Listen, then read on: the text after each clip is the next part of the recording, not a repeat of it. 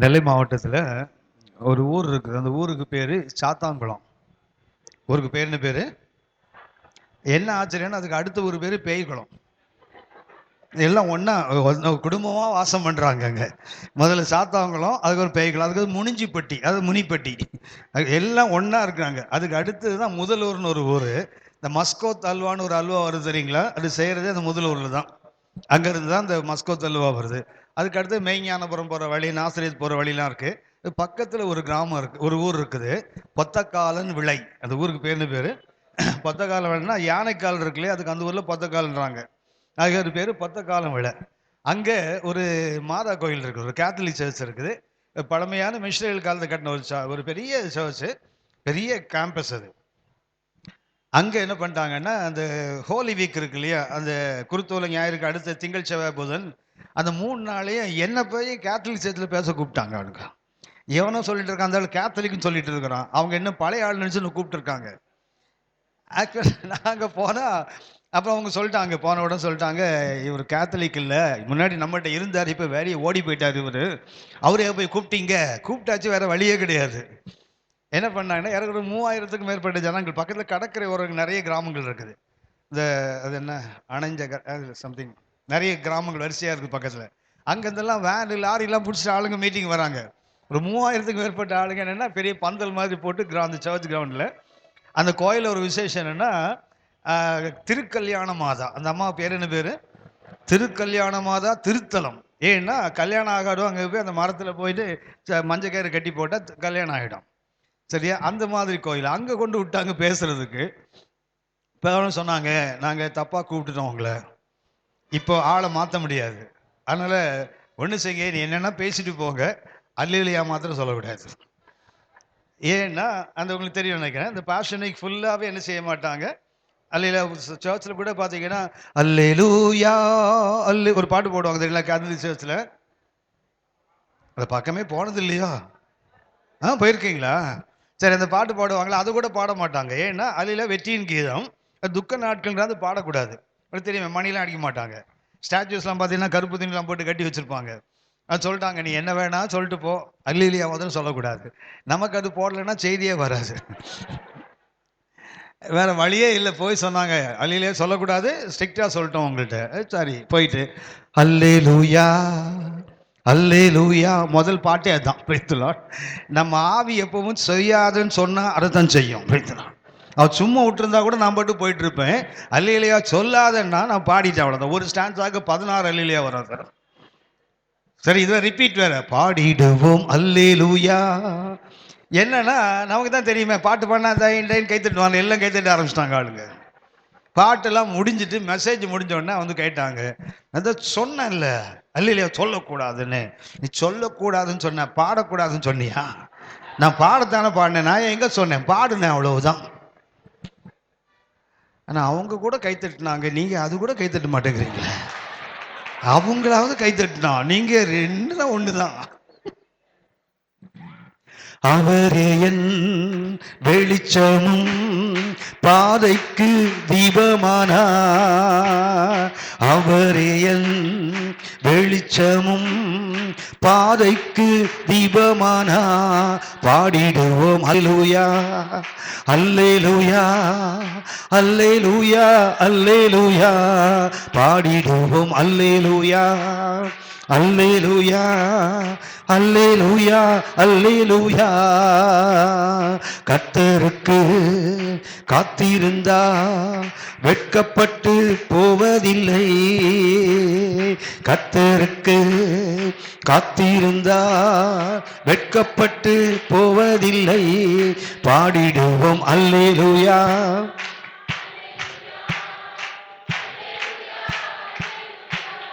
பாடிடுவோம் அல்லேலூயா அல்லேலூயா அல்லேலூயா அல்லேலூயா. தேங்க்யூ, பாடியதுக்காக நன்றி. ஒன்று உங்களுக்கு சொல்லட்டுங்களா? என் பார்வை சரியா தவறான்னு தெரியல, இங்க நிறைய ஊழியக்காரர்கள் இல்லை. சரியா? ஹலோ, ஊழியக்காரங்க இருக்கிறீங்க கொஞ்சம், விசுவாசிகள் நிறைய. சரியா? சரியா? சரியா? உண்மையிலே நீங்கள் ஆசீர்வதிக்கப்பட்டவர்கள். நான் யாருக்கு பேசிட்டு இருக்கேன்னா பாஸ்டர்ஸ்க்கு பேசிக்கிட்டே இருக்கிறேன். அப்புறம் தான் தெரியுது, முழிக்கிற மொழியை பார்த்தா பாஸ்டர் மாதிரி தெரியலையான்னு தெரியுது. ஊழியக்காரனை பார்த்தாலே தெரிஞ்சிடும். ஏன்னா ஊழியக்காரங்க எப்படி பண்ணா அப்படியே உட்காந்துருப்பாங்க. ஏன்னா அவங்களுக்கு தான் தெரியுமே இல்ல. உங்களை மாதிரி அப்படி ஈஸியாக ரிசீவ் பண்ணுறாங்கன்னா அது விசுவாசின்னு அர்த்தம். சரியா? அப்படி ஒரு மாதிரி பார்க்குறாங்கன்னு என்ன அர்த்தம்? இவனுக்கு எவ்வளவு சரக்கு இருக்குன்னு எடை போடுவாங்க. உங்கள்கிட்ட அது இல்லை. அதுக்காக நான் உங்களை பாராட்டுறேன். Price the Lord. இது ஆக்சுவலாக ஊழியர்களுக்காக பண்ணக்கூடியது தான். ஹெச்எல்எம்மோட அந்த பைபிள் செமினார் யாருக்குன்னு சொன்னால் ஊழியக்காரர்களுக்காக தான். நான் கர்த்தருக்கு மகிமை. நான் காலைல உங்களுக்கு சொன்னேன், முழு நேரமாக அழைப்பு பெற்றவர்கள் விசேஷமான அழைப்பு. ஆனால் மீட்கப்பட்ட ஒவ்வொருவரும் ஊழியர்கள் தான். ஆமென். நான் காலைல வாசகம்ல லேவியராகமம் 25:55 1 பேதுரு 2:9 வாசித்தோமே. நீங்களும் நான் யாரு? அவருடைய புண்ணியங்களை அறிவிக்கும்படியாய் தெரிந்து கொள்ளப்பட்ட, ஆமா, அது ராஜரீகமான ஆசாரிய கூட்டம், பரிசுத்த ஜாதி. சரியாகவே நான் இங்கே ஊழியக்காரர்களை பற்றி தான் பேசிகிட்டே இருக்கிறேன். ஆனால் நல்லா கவனித்துக் கொள்ளுங்கள், நீங்கள் ஒவ்வொருவரும் ஊழியர்கள் தான். ஆமென். முழு நேரமாக அழைப்பு பெற்றவங்களுடைய அழைப்பு வேற, அவங்களுக்கு கற்றுக் கொடுத்த கிருபை வேறு. ஆனால் மீட்கப்பட்ட ஒவ்வொருத்தரும் என்ன செய்யணும்? ஊழியம் செய்யணும். அதனால இது ஊழியக்காரங்களுக்கு சொல்லி ஒதுக்கி விட்டுறாதீங்க. ஏன்னு சொல்றேன்னு சொன்னா, இது ஊழியக்காரங்களுக்கு தான், எனக்கு இல்லைன்னு சொல்லிடாதீங்க. இது உங்களுக்கு தான், எனக்கு தான். நான் உங்களுக்கு வந்து காலையில் சொன்னேன்னு நினைக்கிறேன், நான் ஊழியக்காரன் கிடையாது. நான் உங்களுக்கு கிளாஸ் எடுத்துருக்கிறேன்னு, நான் ஊழியக்காரன் இல்லை. 28 வருஷம் தாம்பரத்தில் ஒரு சபையில் விசுவாசியாக இருக்கிறேன். நான் இன்றைக்கும் என்னுடைய ஊழியம் என்னன்னா, நான் ஒரு விசுவாசி. ஒரு விசுவாசி என்ன செய்யணுமோ அதை நான் செய்துட்டு இருக்கிறேன். ஆமென், ஆமென். ஆனால் என்ன முன்னேறமான அழைப்பு இல்லை, அதனால எனக்கு இல்லை வேற யாருக்கும் நினைக்காதீங்க. இது உங்களுக்கு தான். எனக்கு கற்று பேசுவாரானால் உங்களுக்கு அது தானே. நான் ஒரு விசுவாசி தான். இன்னும் நான் ஒரு பாஸ்டரோ இல்லைன்னா ஒரு இவாஞ்சலிஸ்டோ ஒரு பைபிள் டீச்சரோ யாரும் கிடையாது. என்னுடைய போர்ட்ஃபோலியோ, என்னுடைய பொறுப்பு என்ன? தாம்பரத்தில் பிலடெல்பியான்னு ஒரு சபை இருக்கு. அதில் 28 ஆண்டுகள் நான் ஒரு விசுவாசியாக இருக்கிறேன். எங்கள் பாஸ்டர் என்னை விட 15 வயசு சின்னவர். ஆமென், ஆமென், ஆமென். எனக்கு இருக்கிற ஒரே தகுதியாக நான் நினைப்பது ஒன்று தான். ஒரு தேவ மனுஷனுக்கு கீழே அடங்கி இருந்து ஊழியம் பண்றோம் தெரியுங்களா? அதுதான் சரியான ஊழியம். மீதி எல்லாம் அட்டு ஊழியம். ஒரு சபையில கர்த்தர் என்ன விசுவாசியாக வைத்திருக்கிறார். எங்க சபையில் இப்ப நான் இங்க இருக்கிறேன்னா எங்க பாஸ்டருக்கு தெரியும் நான் இங்க பேசிட்டு இருக்கிறேன். சண்டே சர்வீஸ்ல, வெள்ளிக்கிழமை ஜெப கூட்டத்தில், செவ்வாய்க்கிழமை சிஸ்டர்ஸ் மீட்டிங்ல ஒவ்வொரு நாளும் அகஸ்டின் அண்ணனுக்கு மறக்கமா ஜெபம் பண்றாங்க. ஏன்னா நான் சபையோடு இணைந்து ஊழியம். எனக்கு பின்னாடி ஜெபிக்கிற ஒரு சபை உண்டு. எனக்கு பின்னாக உத்தரவாதம் கொடுக்கிற ஒரு தேவ மனிதன் உண்டு. எந்த ஊழியமே தனியாய் தாண்டோட்டித்தனமா செய்தால் என்ன ஆகும்னா தறி கட்டு போயிடும். நமக்கு மேல ஒருத்தர் இருந்தாங்கன்னு என்ன தோணும் தெரியுங்களா? நான் பதில் சொல்லணும். பரிசுத்த பவுலோட பெரிய ஆள ஊழியக்காரனை பார்க்க முடியாதுல்ல. அவர் என்ன செய்வார்? எருசலேம் துவங்கி இல்லிரிக்கம் வரைக்கும், ரோமர் 15:20-21 சொல்லுவார். ஆனால் கலாத்தியர் 2:1-2 சொல்லுவாரு, நான் ஓடினதும் ஓடுகிறதும் விருதாவாய் போகாதபடி எண்ணிக்கை உள்ளவர்களுக்கு விவரித்து காண்பித்தேன். அதான் உலகம் முழுவதும் ஓடலாம். ஆனா அவரும் விவரித்து காண்பிக்கிறதுக்கு என்ன இருக்குது? எருசலேம்ல ஒரு சபை இருக்குது, அங்க ஒரு ஊழியக்காரர் இருக்கிறான். அங்க போய் முன்னாடி நின்று, ஐயா நான் இங்க போனேன், இது பண்ண, இது நடந்தது சொல்லணும். ஆகவே நான் உங்களை விசுவாசிகள் என்று பார்க்கல, வந்திருக்க ஒவ்வொருவரும் ஊழியர்கள் தான். ஆமென். ஆக அந்த பரிசுத்தத்தை நான் அடுத்த நிலைக்குள்ள போயிடுறேன். ஒன்று கவனிங்க. பாஸ்கர் பாஸ்கர் பாஸ்கர் எத்தனை மணி வரைக்கும் ஐயா? 6 o'clock. சரி, பாஸ்டர் பாஸ்கர் வந்து 6 மணின்னு சொல்லியிருக்காங்க. சரியா? சரியா? சரியான்னு கேட்டேன். என்னையா? இல்லை, 6 மணின்னு சொல்லியிருக்கிறாரு. உங்களுக்கு ஒருவேளை சீக்கிரமா முடிக்கணும்னு வச்சிங்களேன், ஊசியை முகத்தை ஊசி மூஞ்சி மாதிரி வச்சுங்க. சரியா? வச்சிட்டீங்கன்னா நான் நினைச்சு ஓஹோ முடிக்க வேண்டிய நேரம் வந்து போல இருக்குது. இல்லை, அதுக்கு மேலேயும் கண்டினியூ பண்ணணும்னா நீங்க சொன்னால் நான் கண்டினியூ பண்ணுவேன். Price the Lord, price the Lord. ராத்திரி ஒரு 9:30 வரைக்கும் கூட நான் பேசுவேன். சரியா? நீங்க பேசுவீங்க, யாரு கேட்கறது? அது வசனமா கேட்கிற ஆளுங்க கிடைக்கிறது ரொம்ப கொஞ்சம் இன்னைக்கு. அந்த மாதிரி ஆளுங்களை கிடைச்சா விடுறதுக்கு மனசே வருதில்ல. சின்ன பிள்ளைங்களை பார்த்துருக்கீங்களா? ஸ்கூல் லீவ் விட்டுருப்பாங்க, வீட்டில் அப்படியே வெறி பிடிச்சி கிடக்கும். அது அவன் ஃப்ரெண்டு யாராவது வீட்டுக்கு வருவான் தெரியுங்களா? அவங்க அப்பா அம்மா வருவாங்க இவங்களை பார்க்க. அந்த பையன் வந்துட்டான், இல்லை பொண்ணு வந்துட்டாங்கன்னு இவங்க விளையாட ஆரம்பிப்பான் தெரியுங்களா? விளையாட ஆரம்பித்த உடனே அவங்க வீட்டுக்கு போகிற நேரம் வந்து இது இந்த பிள்ளைங்களை விடாது. பார்த்துருக்கீங்களா? போகாத, இங்கே இருந்துன்னு பிடிக்கும்ல. அப்படி இல்லைன்னா இது கிளம்பிடும். அதோட நானும் வரேன் அங்கே. நானும் அதே மாதிரி ஆளு. Price the Lord.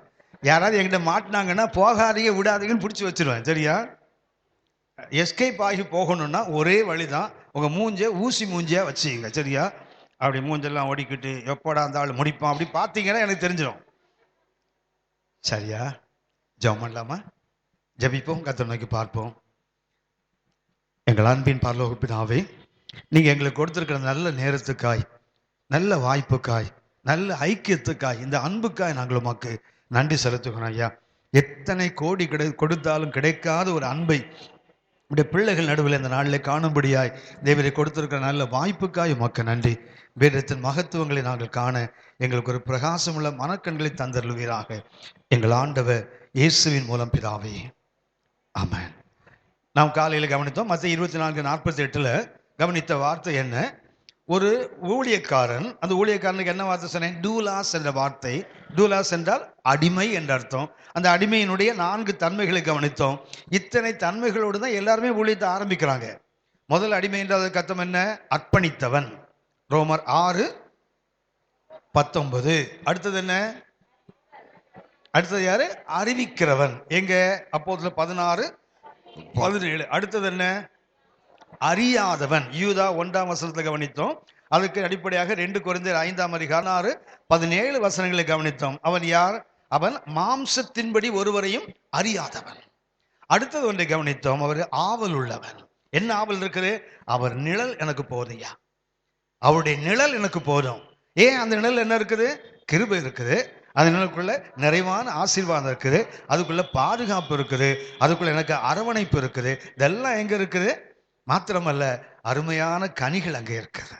அந்த நிழல் என்ன இருக்குது? அவர் நிழலில் வாஞ்சியுடன் அமர்ந்து அவர் மதுர கனிகள் என்ன செய்வேன்? நான் புசிப்பேன். அப்படின்னா அவர் நிழல்ல என்ன இருக்குது? மகிமையான கனிகள் இருக்கிறது.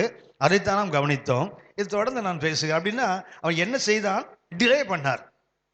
அவர் என்ன செய்தார்? குரோனிசோ என்ற ஒரு வார்த்தையை நான் உங்களுக்கு எழுதினேன்.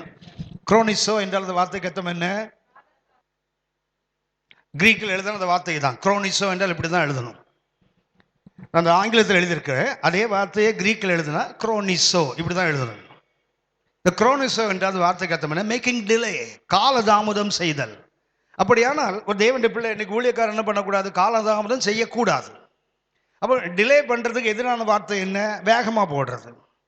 சரியா? இவர் என்ன செய்கிறார்? ஆண்டவன் வர காலதாமதம் ஆகும், இன்னும் காலம் வரல அப்படி சொல்றார் இல்லையா? அப்படியே இன்றைக்கு ஊழியர்களாகிய உங்களுக்கு எனக்கு என்ன வேண்டும்? இன்றைக்கு ஒரு தீவிரம்.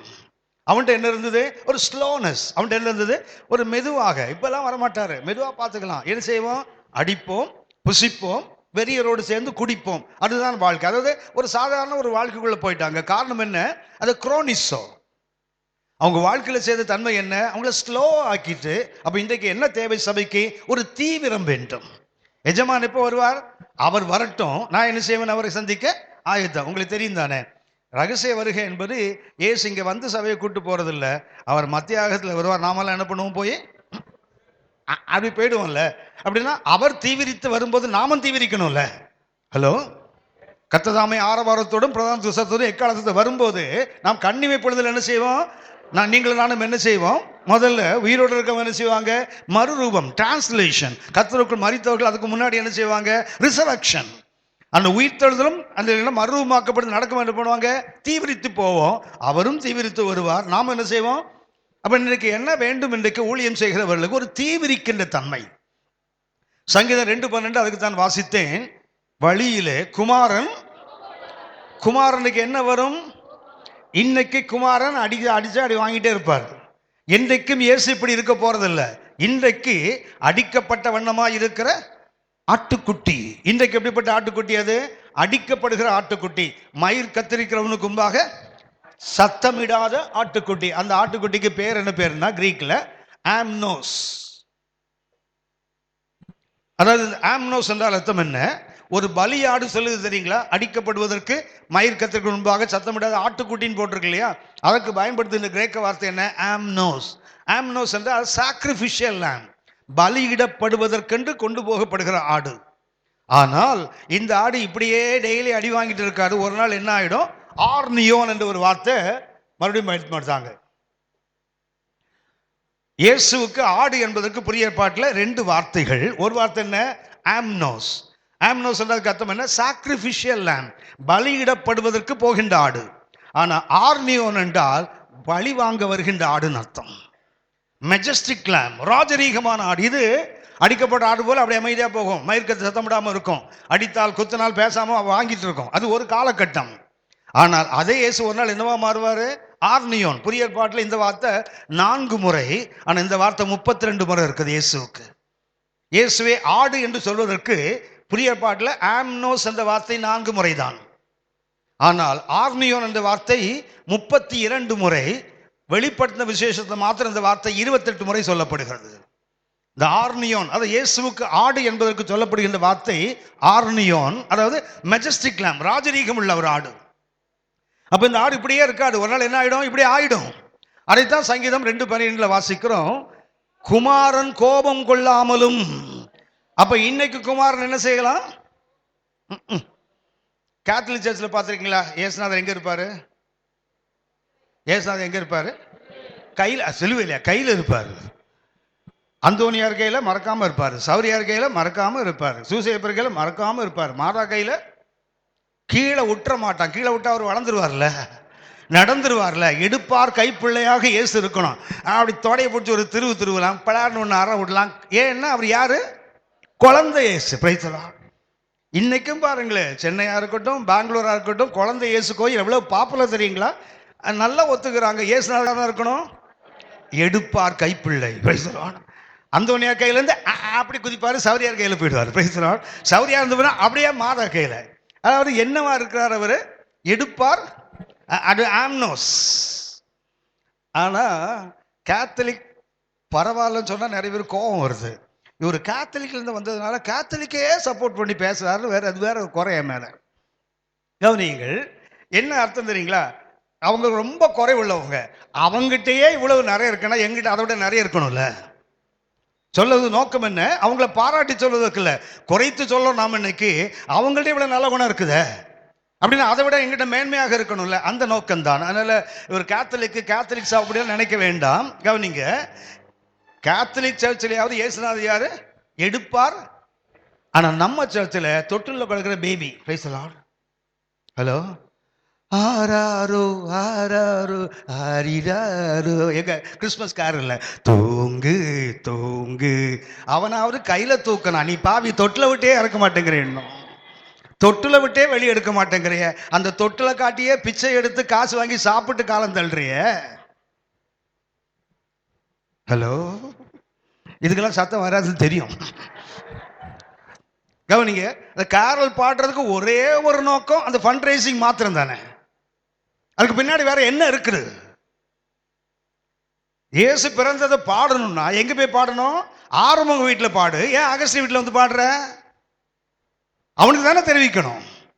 ஏன் உங்க சபையில விசுவாசிக்கு ஹிந்து ஃப்ரெண்டே இல்லையா? இஸ்லாமிய நண்பர்களே இல்லையா?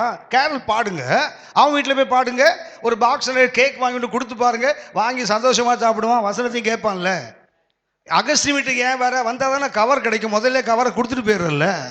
அங்கே வந்தால் தானே இட்லியும் கறி குருமாவும் கிடைக்கும். அங்கே போனால் கிடைக்காது இல்லை. கேரல் போகிற ஒரு டீம் என்ன பண்ணுறாங்க, ராத்திரி 2 மணிக்கு மெயின் ரோடெலாம் காலியாக இருக்கும்ல, ஒரு ஸ்டாச்சு, ஒரு அரசியல்வாதி ஸ்டாச்சு அன்றைக்கி அதுக்கு கீழே வந்து உட்காந்துட்டு என்ன பண்ணுறாங்க, வாங்கின பஸ்ஸுலெல்லாம் போட்டு கணக்கு பார்த்துடலாம். டே மாப்பிள்ளை, வேனுக்கு பத்தாதுடா, இது கேரல் பத்துது, வேனுக்கு பத்தலையாம். என்ன பண்ணலாம், எதிர ஒரு தெரு இருக்குடா, 4 தெருக்கு வீட்டுக்கு போயிட்டு வந்துடலாம் வா. கேவலமா இல்லை? அப்படின்னா அவன் கையில வச்சிருக்கிறது எடுப்பார் கைப்புள்ளை என்றால், இன்னும் தொட்டில விட்டு இறக்காம நாம் வச்சிருக்கிறோமே, கொஞ்சம் யோசித்து பாருங்க. என்னைக்கும் அவர் ஆம்னோஸ் அல்ல, ஆர்னியோனாய் வரப்போகிறார். ஆமென். அந்த ஆர்னியோன் வந்து அங்க யாருக்கும் எஸ்கேப்பே இல்லை. அதான் சொல்லுகிறார், குமாரன் கோபம் கொள்ளாமலும். அடுத்தது என்ன? எந்த வழி? பாவ வழியில அழிஞ்சா பரவாயில்ல, பரிசுத்த வழின்னு சொல்லப்படுறதுங்களா, அதுல நடக்கிற அணிகள் அழிஞ்சு போயிடுவாங்க.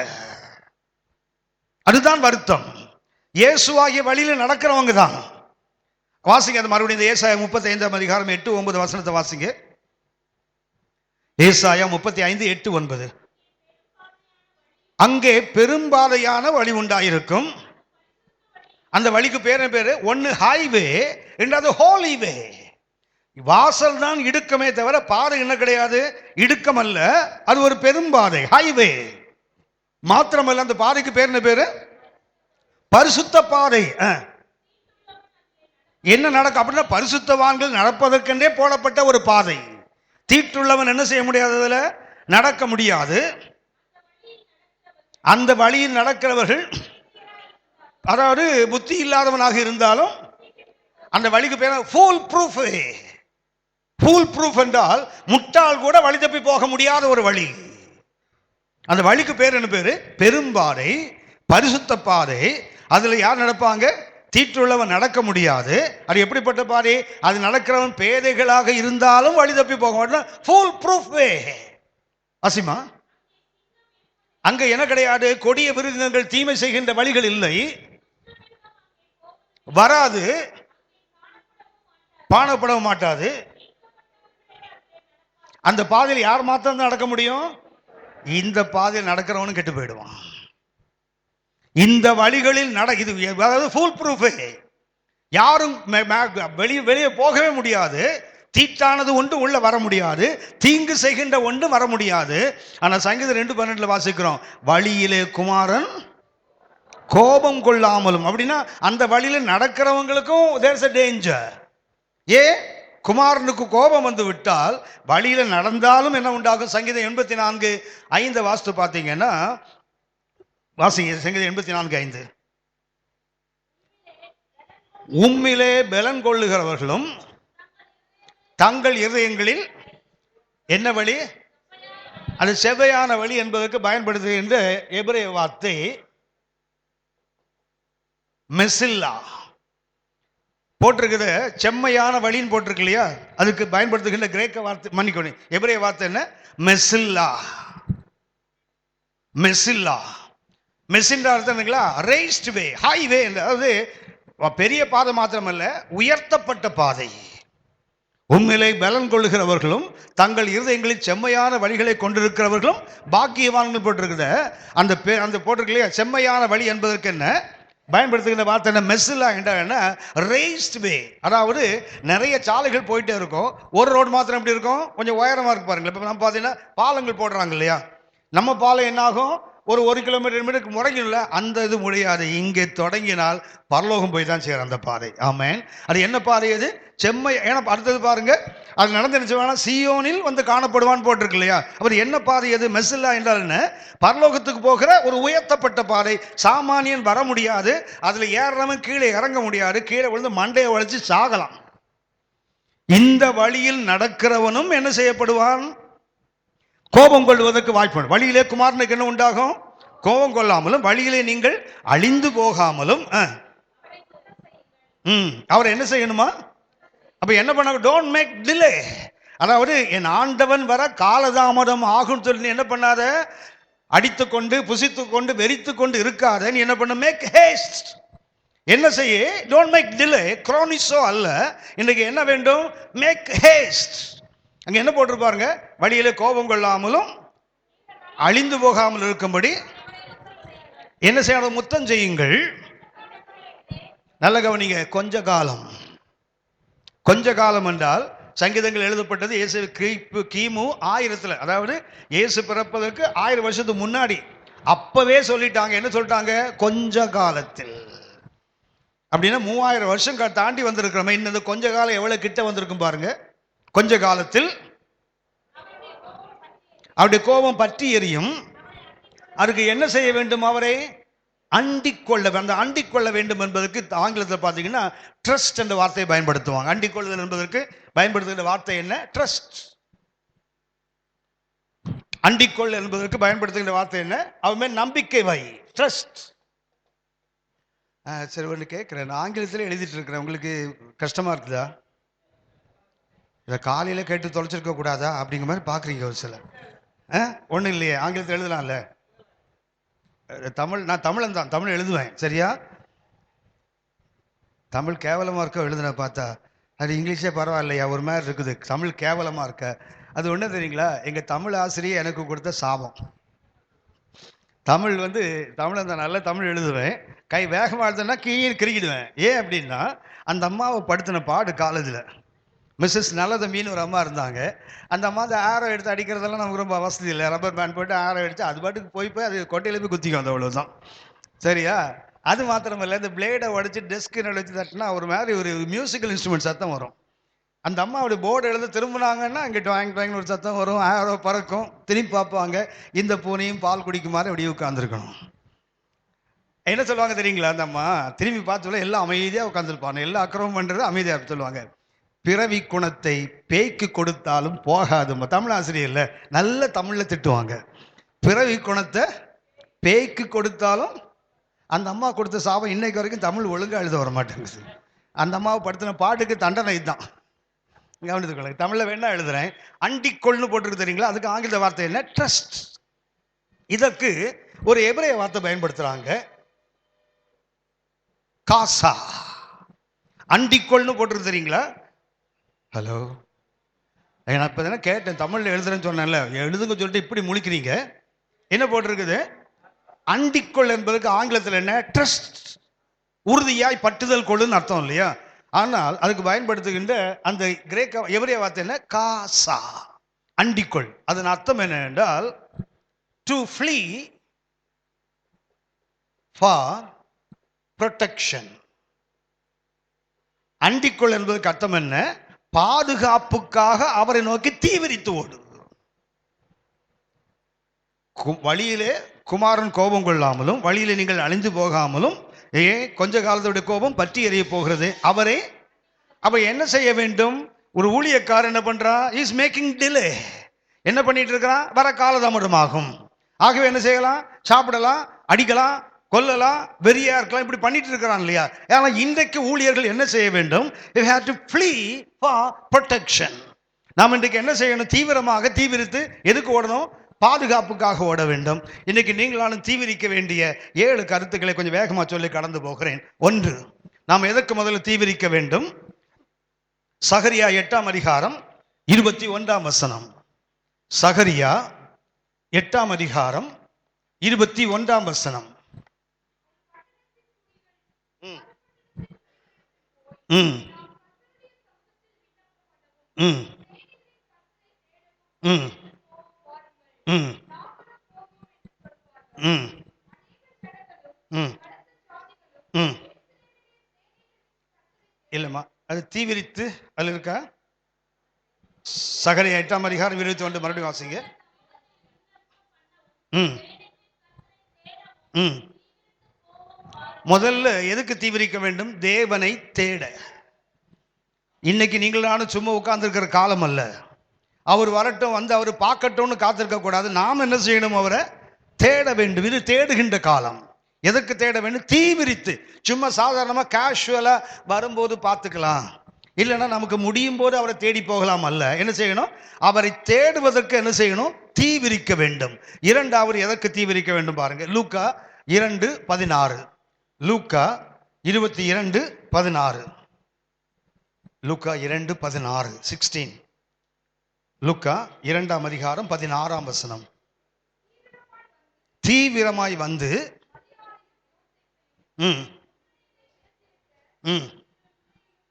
நல்ல கவனிங்க. நாம் எந்த அளவுக்கு தீவிரமாய் தேடுகிறோமோ அந்த அளவுக்கு தேவனை கண்டுகொள்வோம். தேவனை கண்டுகொள்ள வேண்டுமானால் என்ன வேண்டும்? தீவிரம் வேண்டும். முதல் என்ன வேண்டும்? தேடுவதற்கு தீவிரம். தீவிரமாக தேடினால் கர்த்தரை கண்டிப்பா என்ன செய்வோம்? நாம் கண்டுகொள்ள முடியும். என்ன பண்றாங்க? மேய்ப்பர்களுக்கு சொல்லப்பட்டது. மேய்ப்பர்கள் எங்க இருக்கிறாங்க? பெத்லகேமுடைய வனத்தின் வெளிகளில் அங்க இருக்கிறாங்க. அவங்களுக்கு சொல்லப்பட்டது, எல்லா ஜனத்துக்கும் மிகுந்த சந்தோஷத்தை உண்டாக்க நல்ல செய்தி. ஒரு தாவீதின் ஊரில் யார் பிறந்திருக்காங்க? ஒரு இரட்சகர் பிறந்திருக்கிறார். என்ன அடையாளம் கொடுக்கப்பட்டது? பிள்ளையை துணிகளில் சுற்றி எங்க கிடைத்திருப்பாங்க? முன்னணை. முன்னணை என்பதற்கு அர்த்தம் தெரியும் தானே?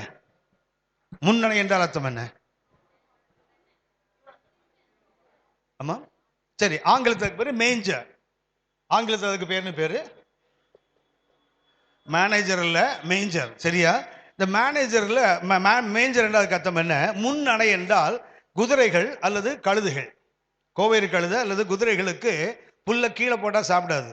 அதுக்கு முன்னாடி என்ன இருக்கும்? ஒரு பாக்ஸ் இருக்கும். இந்த டைப்ல ஒரு பாக்ஸ் இருக்கும். இந்த வி டைப்ல ஒரு பாக்ஸ் இருக்கும். இதுல என்ன செய்வாங்க? புல்ல போட்டா அந்த கழுதை குதிரை இருக்கு பார்த்தீங்களா, அதுக்கு வாய்க்கு கரெக்டாக அந்த லெவலில் இருக்கும். அது கீழே எல்லாம் கொண்டு சாப்பிடாது. அது மேயுமே தவிர நம்ம புல்ல கட் பண்ணி போட்டால் என்ன செய்யாது? அது கீழே போட்டால் சாப்பிடாது. என்ன பண்ணும்? அது ஹைட்ல அந்த பாக்ஸ் இருக்கணும். ஸோ பிள்ளைய பெற்று என்ன செய்தாங்க? துணிகளிலே சுற்றி எங்க போட்டாங்க? நம்ம ஆளு பாட்டு பாடுவாங்க, இல்லைன்னா வசனம் சொல்லுவாங்க. இயேசு பிறந்த போது எதில் சுத்தினாங்க அவரை? பிள்ளையை கந்தை துணிகள். யார் சொல்லி கொடுக்குறாங்களோ இதெல்லாம் தெரியல. அந்த ஆளுங்களை நான் பார்க்கணும்னு நினைக்கிற ஒருத்தர் மாட்ட மாட்டேங்கிறாங்க என்கிட்ட. பிள்ளையை பெற்று அதுக்கு என்ன சொல்லுவாங்க தெரியுங்களா? ஒரு குழந்தைய சுத்துறதுக்கு கூட ஒரு துணி இல்லை, அவ்வளவு ஏழைங்க. ஆனால் என்ன பண்ணாங்களாம், துண்டு துண்டு துணியா பார்த்து எங்க டேலர் கடையில் போய் எடுத்திருப்பாங்க துண்டு துண்டு துணி. கவனிங்க, அவங்க போட்ட பிள்ளையை பெற்று துணிகளையும் போட்டிருக்குத கிழிஞ்ச கந்த துணி அல்ல, ஸ்வேட்லிங் கிளாத்ஸ். அதுல இருக்க வார்த்தை என்ன? ஸ்வேட்லிங் என்றால் பழைய காலத்து போலீஸ்கார தாத்தா காலில் சாக்ஸ் சுத்துவார், பார்த்துருக்கீங்களா? சாக்ஸ் போடுறதுக்கு போல முன்னாடி பார்த்தீங்கன்னா கொஞ்சம் சுற்றுவாங்க இல்லையா, அது பேர் தான் ஸ்வேட்லிங். என்ன பண்ணுவாங்க, குழந்தை பிறந்தால் காலில் இருந்து சுற்றிட்டு வருவாங்க, இந்த காலில் சுற்றிட்டு வருவாங்க, பாடி அப்படியே ரேப் பண்ணுவாங்க பிள்ளை. என்றால் அந்த குளிர் இருக்குது தெரியுங்களா? எசேக்கியேல் 16ஆம் அதிகாரத்தை வாசித்து பாருங்க. எருசலேம் விட்டு சொல்லும்போது, நீ பிறந்த நாளிலே நீ உப்பினால் சுத்திகரிக்கப்படவில்லை, தண்ணீர் துணிகளிலே சுற்றப்படவில்லைன்னு போட்டு தெரியுங்களா? கந்த துணி இல்லை, ஸ்வேட்லிங் கிளாத்.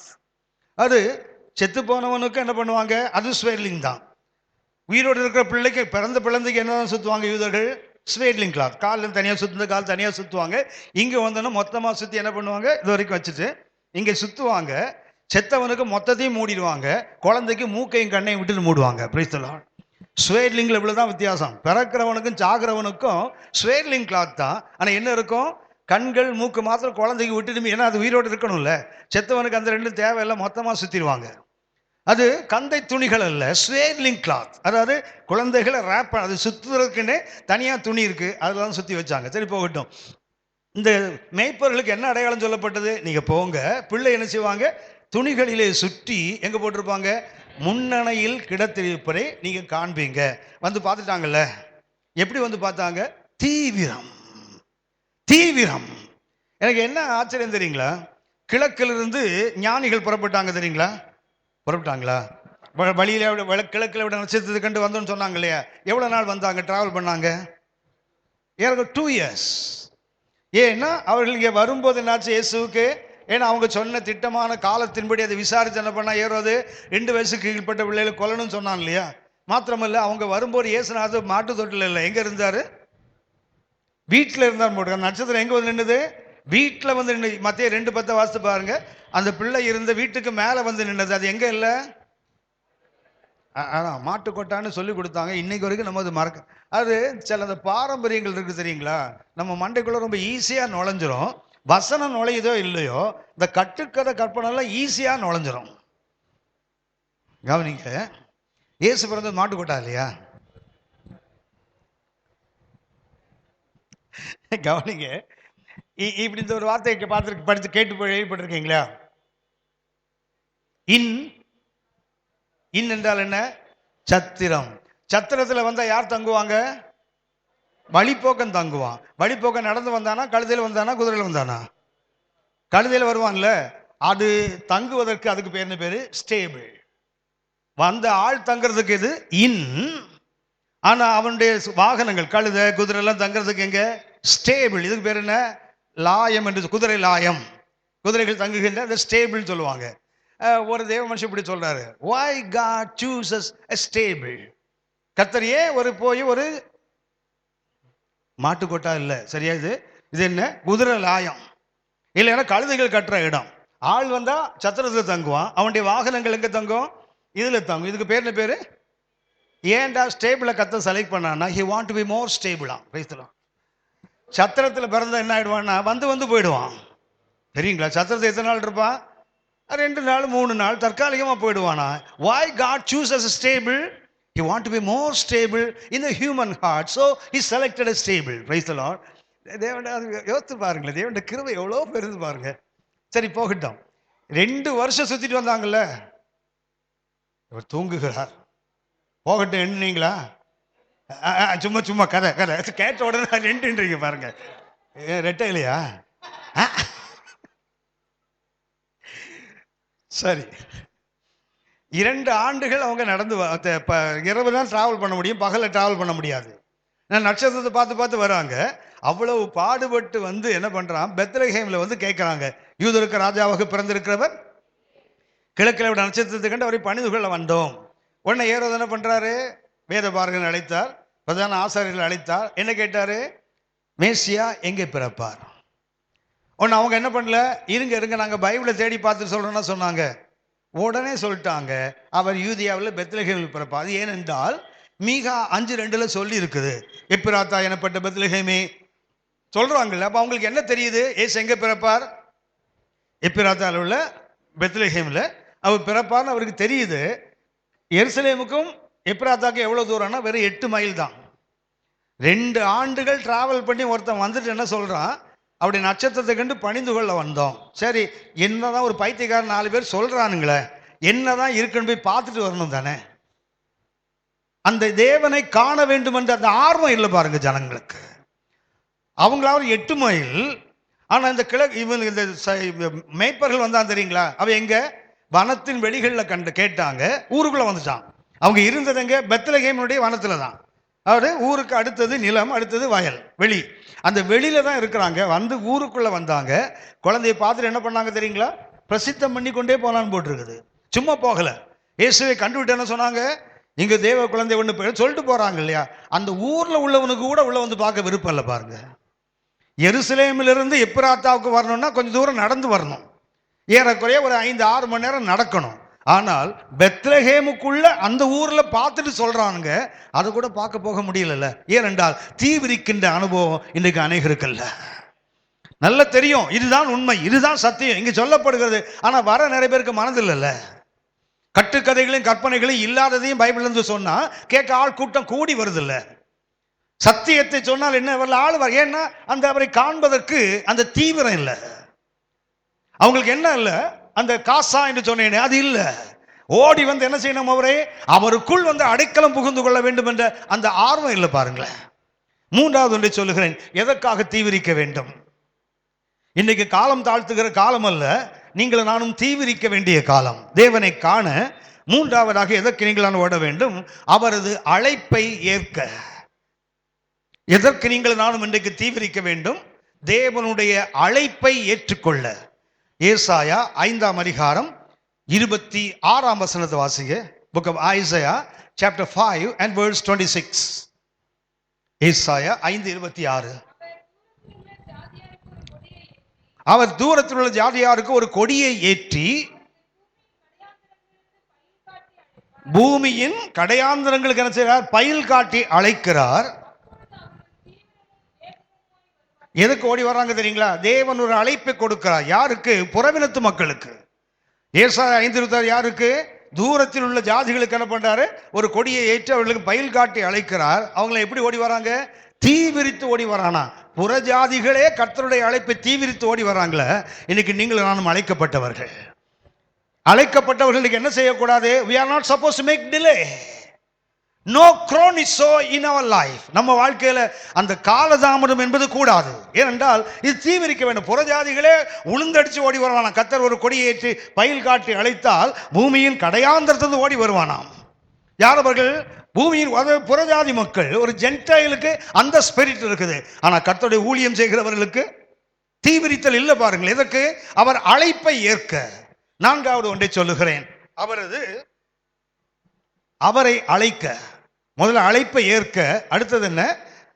நாம் எதற்கு தீவிரம் காட்ட வேண்டும்? தேவனை அழைக்க தீவிரம் காட்ட வேண்டும். தேடினோம், கண்டுகொண்டோம், அழைப்பை என்ன செய்யறதுக்கு அப்புறம் ஏற்க வேண்டும். அடுத்தது என்ன செய்யணும்? இயேசுவே எங்கூட வாங்க, தேவனை என்னோடு கூட வாங்க, உங்க பிரசன்னம் என்னோடு இருக்கட்டும் என்று என்ன செய்யணும்? அவரை அழைப்பதற்கு நாம் இன்றைக்கு தீவிரம் காட்டுவதில்லை, காட்ட வேண்டும். அதுதான் பாசிட்டிவ் சைடு. லூக்கா 19ஆம் அதிகாரம், லூக்கா 19:6 வாசிங்க. என்ன பண்றாரு? சகை மேல ஏறி உட்கார்ந்து இருக்கிறாரு. அவரை பார்க்க வேண்டும் என்று இயேசு என்ன பண்றாரு? அவனை பார்த்தார். என்ன சொன்னாரு? இறங்கி வா. பாட்டெல்லாம் பாடுறாங்கல்ல, சகைவே சகைவே இறங்கி வா, நான் உன் வீட்டில் தங்க வேண்டும். என்ன ஆச்சுன்னா, நான் ரட்சிக்கப்பட்ட ஆரம்ப நாட்களில், அதாவது 1984-85 எங்கள் சர்ச்சில் ஒரு வழக்கம் இருந்தது. அப்போ ஈவினிங் ரெகுலராக காஸ்பல் மீட்டிங் இருக்கும். அந்த காஸ்பல் மீட்டிங்கில் என்ன விசேஷம்னா, பாஸ்டர் வந்து ஒரு 15-20 நிமிஷம் தான் பேசுவாங்க. ஆனால் அதுக்கு முன்னாடி நிறைய பாட்டு பாடுவாங்க. ஸ்பெஷல் சாங்லாம் பாடலாம், யார் வேணாலும் போய் பாடலாம். அந்த நேரத்தில் என்ன பண்ணாங்கன்னா, ரட்சிக்கப்பட்ட புதுசு இல்லை, ஹலோ, அது நல்ல ஒழுங்காக பைத்தியம் பிடிச்சிருந்த நேரம். அந்த நேரம் தெரியுமே, புது தொடப்பம் நல்லா பெருக்கும்ல.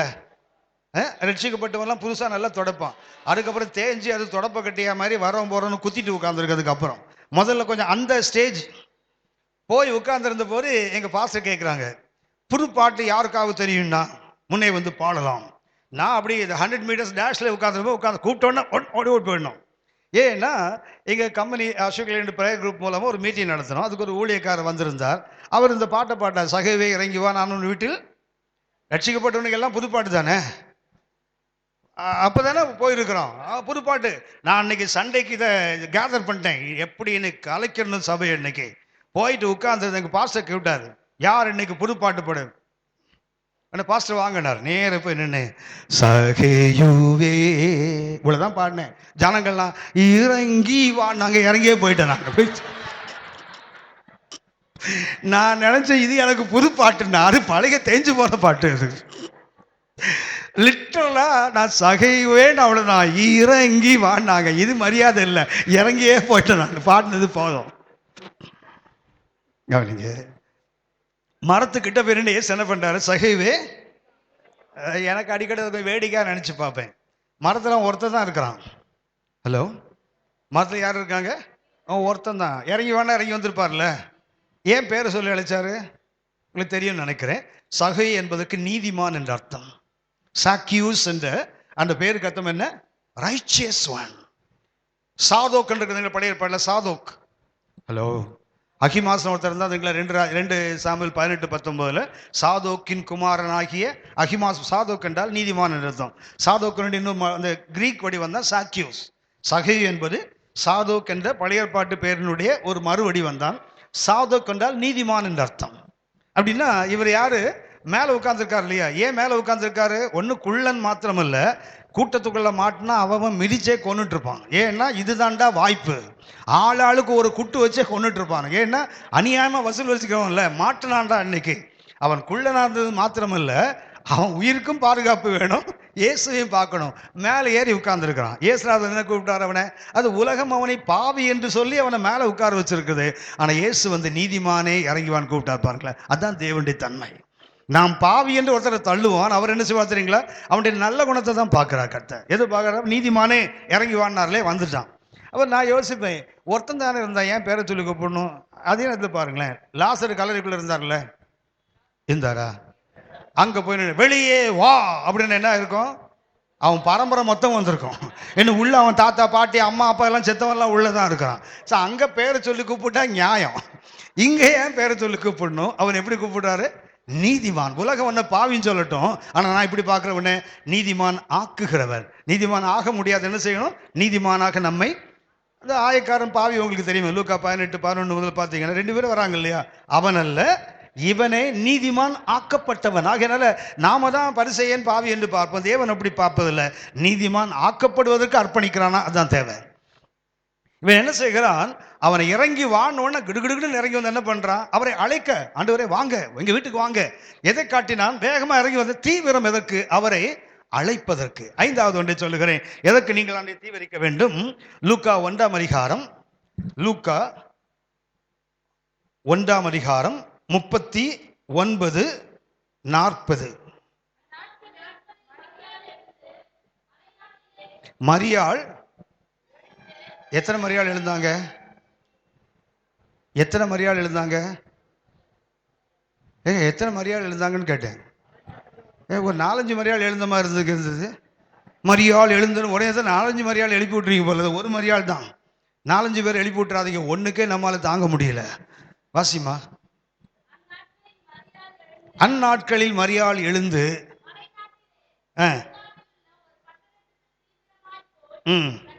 என்ன பண்ற போறாங்க? தீவிரம் எதுக்கு தெரியுங்களா? தலை வணங்க. எதுக்கு போறாங்க அந்த அம்மா தீவிரமாக? அங்கே யார் இருக்காங்க? எலிசபெத் அம்மா இருக்காங்க. அவங்களுக்கு கருவில் என்ன இருக்கிறது? 6 மாத கரு வயிற்றுக்குள்ள இருக்குது. இது இவர்களுக்கு அறிவிக்கப்பட்டது. உன் இனத்தாளாகிய எலிசபெத்துக்கு இது 6வது மாதம். அவ்வளவுதான். சொன்ன உடனே நம்ம என்ன பண்ணிட்டாங்க? துருன்னு என்ன பண்ணாங்க? உடனே கிளம்பிட்டாங்க. பாருங்களேன், அந்நாட்கள் நம்ம என்ன பண்ணாங்க? தீவிரமாய் போறாங்க. போய் என்ன பண்ணாங்க? அந்த அம்மாவை வாழ்த்தலால் பிரைஸ்லான்னு சொன்னாங்கன்னு வச்சிங்களேன், என்ன பண்ணிப்பா? ஷாலோம் அப்படிதான் சொல்லிப்பாங்க. அவங்க அந்த யூத பெண் அல்லவா?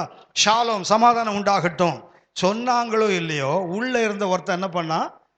அப்படின்னு ஒரு பல்ட்டி அடிச்சான் பாருங்களேன்.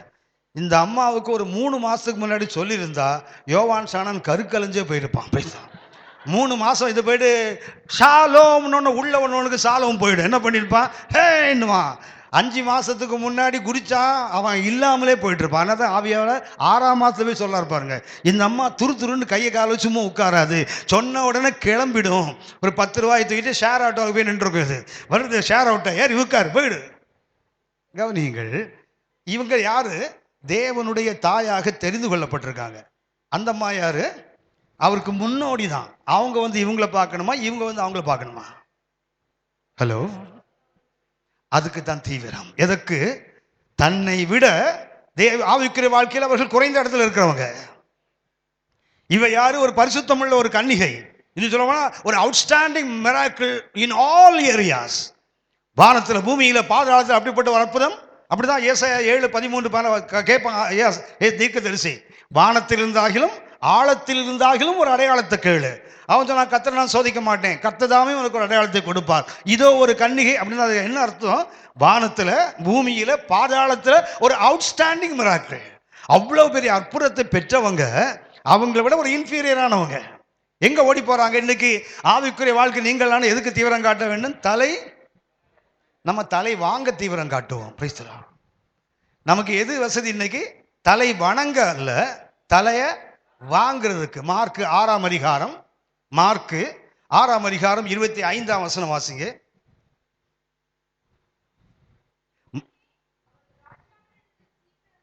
என்ன பண்றா அவள்? ஏரோது ராஜாட்ட, ஏரோதியாளுடைய மகள் என்ன பண்றா? சீக்கிரமாய் வந்து, எவ்வளவு தீவிரம் பாருங்களேன். எப்பொழுது? ரைட் நவ், இப்போ. இந்த அம்மா ஒருவேளை தான் ஊழியம் பண்ணியிருக்கோம்னு நினைக்கிறேன். தம்பி சொன்னாங்களா? ரைட் நவ், இயேசுவின் நாமத்தை ஜபிக்கிறேன்றாங்கல்ல.